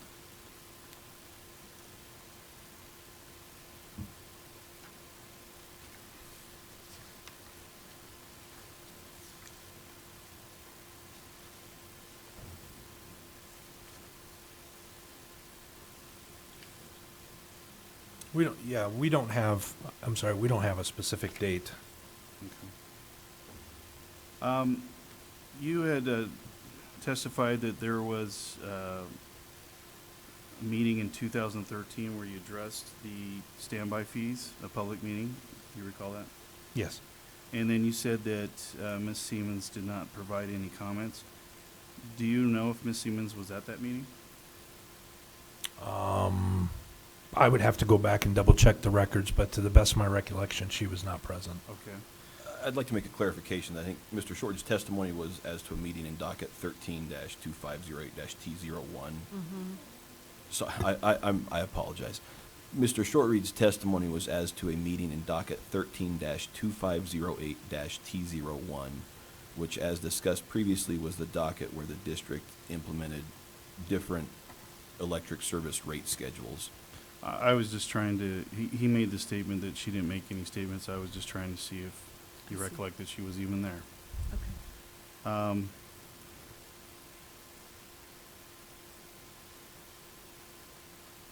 You testified that you recall doing the mailings yourself. That is correct. Do you recall specifically doing a mailing to Ms. Seamons? Yes, to all customers. Okay. And that, you recall doing that for each year? Yes. Okay. That's all my questions. Thank you. So it's afternoon, and I'd like to try to wrap up, and I'll certainly give you time to do closing argument if you want to, but since I think we're going to be doing some post-hearing briefing, we can maybe do closing argument as part of that, but I'll leave it to council as to what you would prefer. I'm happy to leave that into a post-hearing brief. I think we have some issues that need more discussion. I do have a couple more redirect Some questions, redirect. Mr. Go ahead, Shortreed, go but ahead. I expect to be very short. Okay, go ahead. Mr. Shortreed, can you describe the process for sending utility bills every month? Just describe the process that you go through in order to send out utility bills.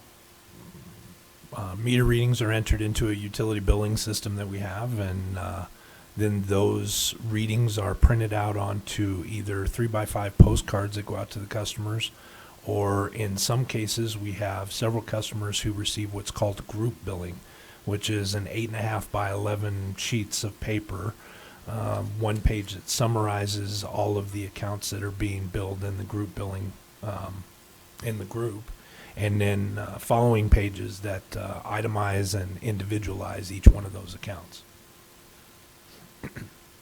So your testimony is that you send a bill out every month for every account. That is correct. In the various audit history reports introduced by Ms. Seamons, for example, I'm looking at the one that's marked Exhibit 7. There's a line item on some dates that says notice printed for, and then a certain amount and a due on date. Can you describe what that entry on the audit history means? That's a system-generated notice in the billing software that notifies the customer on a separate piece of paper, which is 8.5 by 11, that their account is past due and what the amount past due is. In some applicable circumstances, it will also have a termination notice of typically 20 or 21 days, notifying the customer if they don't pay the bill within that time, then their service will be turned off. So to summarize, if we look at the audit history for a given account, the customer receives a bill for each set of monthly charges, and the notice lines are simply an extraordinary notice saying the account is past due or has some other issue.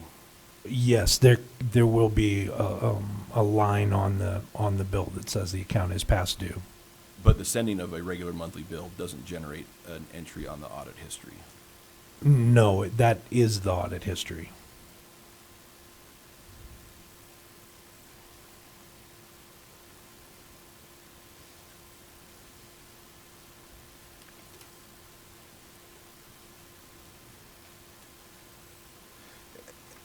Have Mr. Hoagland asked you some questions about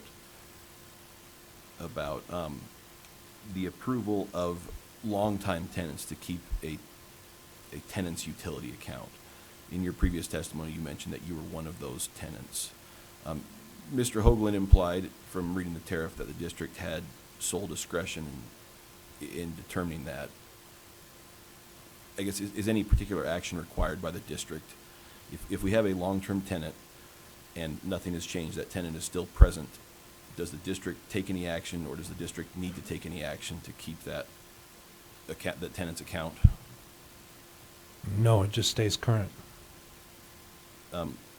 We also talked about the abandonment application, and as I understand it, when a person abandons their utility taps, it essentially returns the property to an undeveloped state as far as the district is concerned, and relieves the district of any obligation to provide utility service. Is that a fair description? Yes. And thereby relieving the district of any cost that it would incur to say, for example, make sure the district's generators have sufficient capacity to serve those properties. That is correct. And for the abandonment applications, Mr. Hoagland asked some questions about the process. Has the district ever denied an abandonment application for a property owner that has met the requirements set forth in the tariff? No.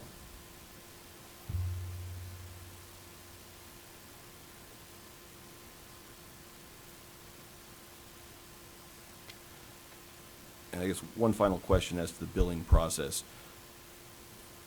Has the billing process you described been the same since, say, January of 2013? Yes. I have no further questions. Okay. I'm sorry to drag this out further, but you've mentioned some things that reminded me of some questions. On the, we have the letter from the Hills, who were the tenants, requesting discontinuance of service. And then we have testimony from Mrs. Seamons that they brought the account current sometime later in order to reestablish service. But it was once again discontinued by the district and on the district's decision. Do you have any testimony to help me understand what happened there? When the Hills disconnected the service, ma'am, the property continued to accrue standby fees. Right. At the time that they wanted to reinstate service, Right. thus turn it back on, Right. fees had accrued that had not been paid. Right. And then, of course, there were turn-on, turn-off fees that were associated with that as well. Okay. In that particular circumstance, the tenants of the time actually paid the unpaid fees Okay. directly to the district. Okay. And then service was reinstated, obviously, at the customer's request, which is the property owner's request, under a specific rate schedule, Okay. of which there was an application or an email or both that was done for that. Okay. And then that particular tenant then vacated the property, the one that we had turned it on for, ma'am. They After had, how long? I think they were there a year, ma'am. I think it was about a year. They vacated the property. During an inspection and audit of our meters in February of this year, we sent out a number of notices to customers advising them of our findings in the inspection and during the audit. Things such as meters that were previously turned on were now turned off, Right. Okay. and other elementary inspections like accessibility to the meter to be able to read it or things like that. We then notified the customers of our findings, and in cases where tampering was witnessed, and we did take photographs and provided those photographs to the customers in the inspection reports. We notified the customer that this was a warning. Right. We were not going to impose a tampering fee right away. We just wanted to make sure that they were aware that we found this problem, and that if they need their service turned back on, they need to notify the district and schedule that turn on service at the meter. Shortly following, sometime in April, I believe it was, a meter started to show usage that was previously recorded as having been turned off. Are we talking all about water? Yes. Okay, never mind. All right. Thanks. Yes, ma'am.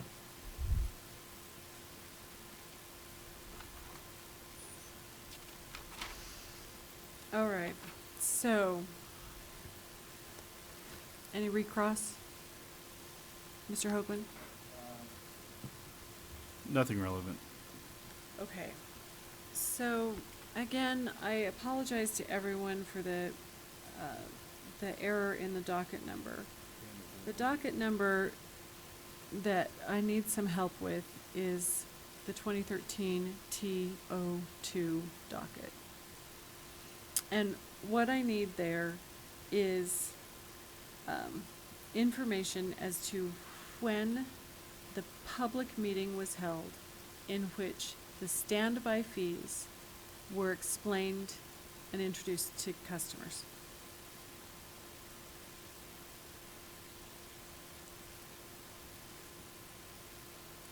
I also need information about how that meeting was noticed.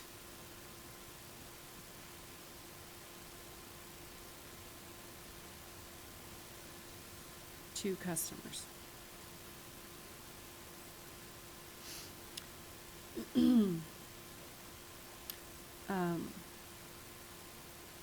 It would be very helpful to me to see the monthly bills that were sent to Ms. Seamons. Now, I don't know if either party has that or has the ability to.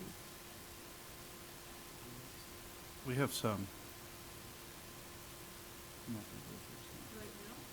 So we'll provide it.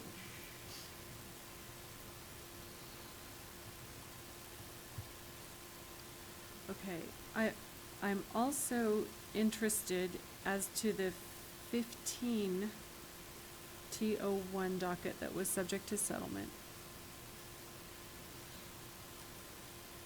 I'm interested in the parties clarifying whether a per day tampering charge was introduced in that docket. And I'm interested in better understanding whether a public meeting was noticed and held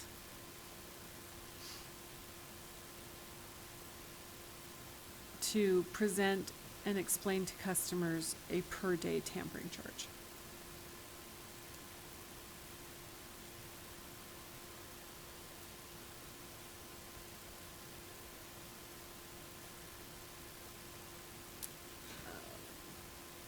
The commission does not regulate TUID's provision of water.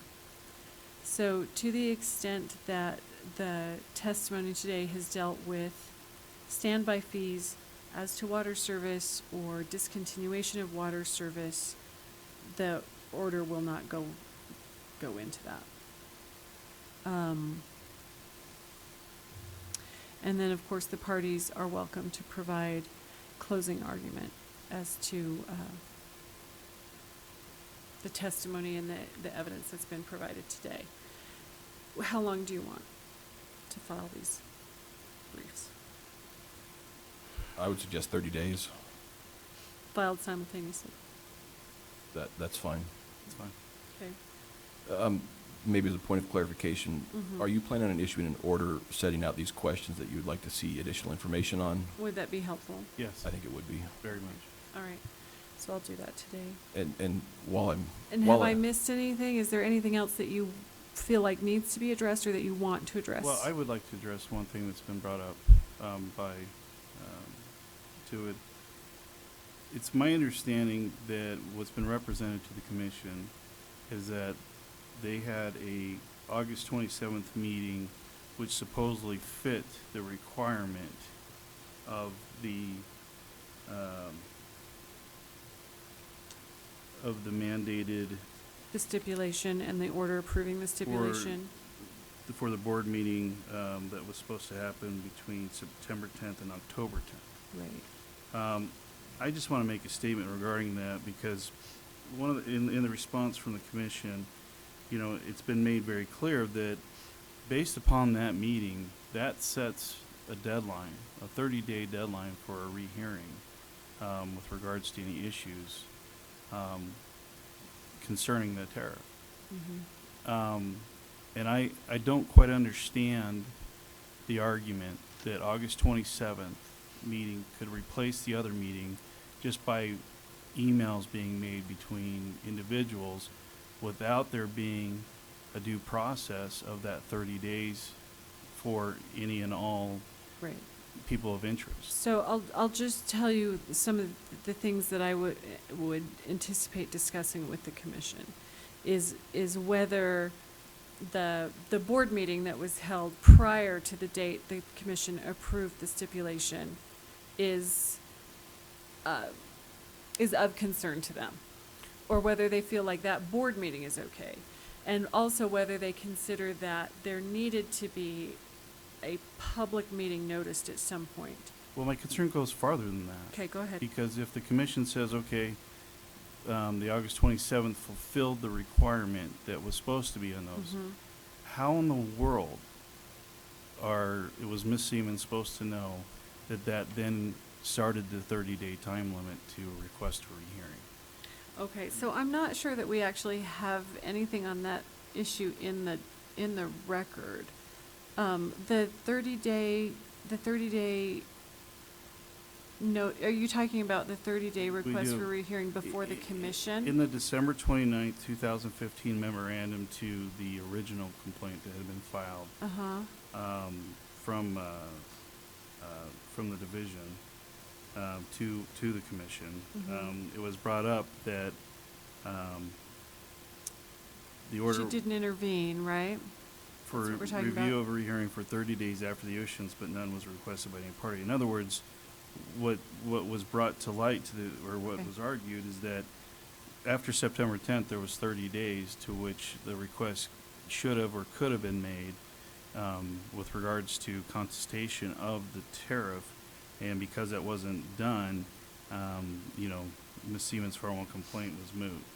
And so I'm just saying that that's another issue based off the testimony, and I appreciate that it may not be an issue that's been brought up or has been contemplated by the order, but I don't think it's something that can be neglected. If it is determined that the timeline was changed, then I think the commission does need to take into consideration how would that 30-day objection be administered if the parties of interest didn't realize that the August 27th meeting was the I one. see. Because not all the property owners were involved, from my understanding in these emails that were saying that this August 27th meeting was okay. I understand. I'm, perhaps you can clarify for me, I'm not sure I understand. Is it an issue that Ms. Seamons would have requested review or rehearing of the commission's September 10th order had some date been different?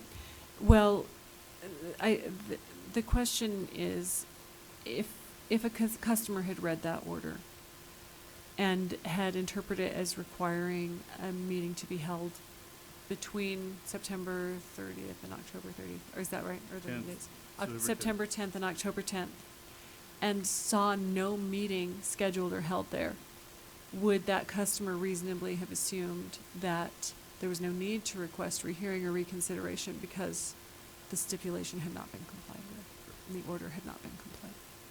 Thank you. You put it very succinctly.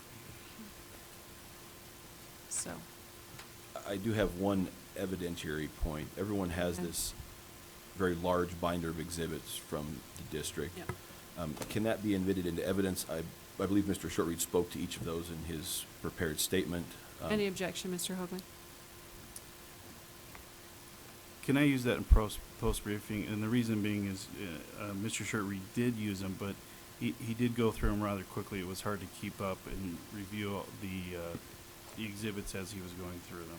Okay, so let's do this in a couple of stages Also, I then. think Let there me are a give couple you- that are duplicative, so. I'm sure there are. So let me give you a very short deadline to give me any objection. Okay, fair Like, enough. just like a couple of days, Sure. okay? Yep. So I don't imagine there will be one. I haven't looked at every one, but it looks to me like they're pretty much I would agree. records. I would agree. I just- that would come in. I just want to do due diligence, Yeah, that's all. that's fine. And can you get back to me by Friday, end of business, with any objection to any exhibit? Yep. Okay. All right, and then 30 days from now for final briefing, including oral argument and addressing of these questions related to the 13-TO2 docket as well as the 15-TO1 docket. Is the commission going to make available the order today? Well, I will write the order today, Okay. but it has to go to the commissioners and they have to approve it. So that might happen today or it might not. And I believe you said oral argument. I think you meant closing argument. I'm sorry, yes, closing argument. Just making sure we're clear as to. Closing argument, and dealing, and if you can give me documentary evidence as to the notices that went out to the consumers, you're welcome to do that. Noted. Okay. All right, with that, I believe we can close this hearing. Thank you all very much. Thank you.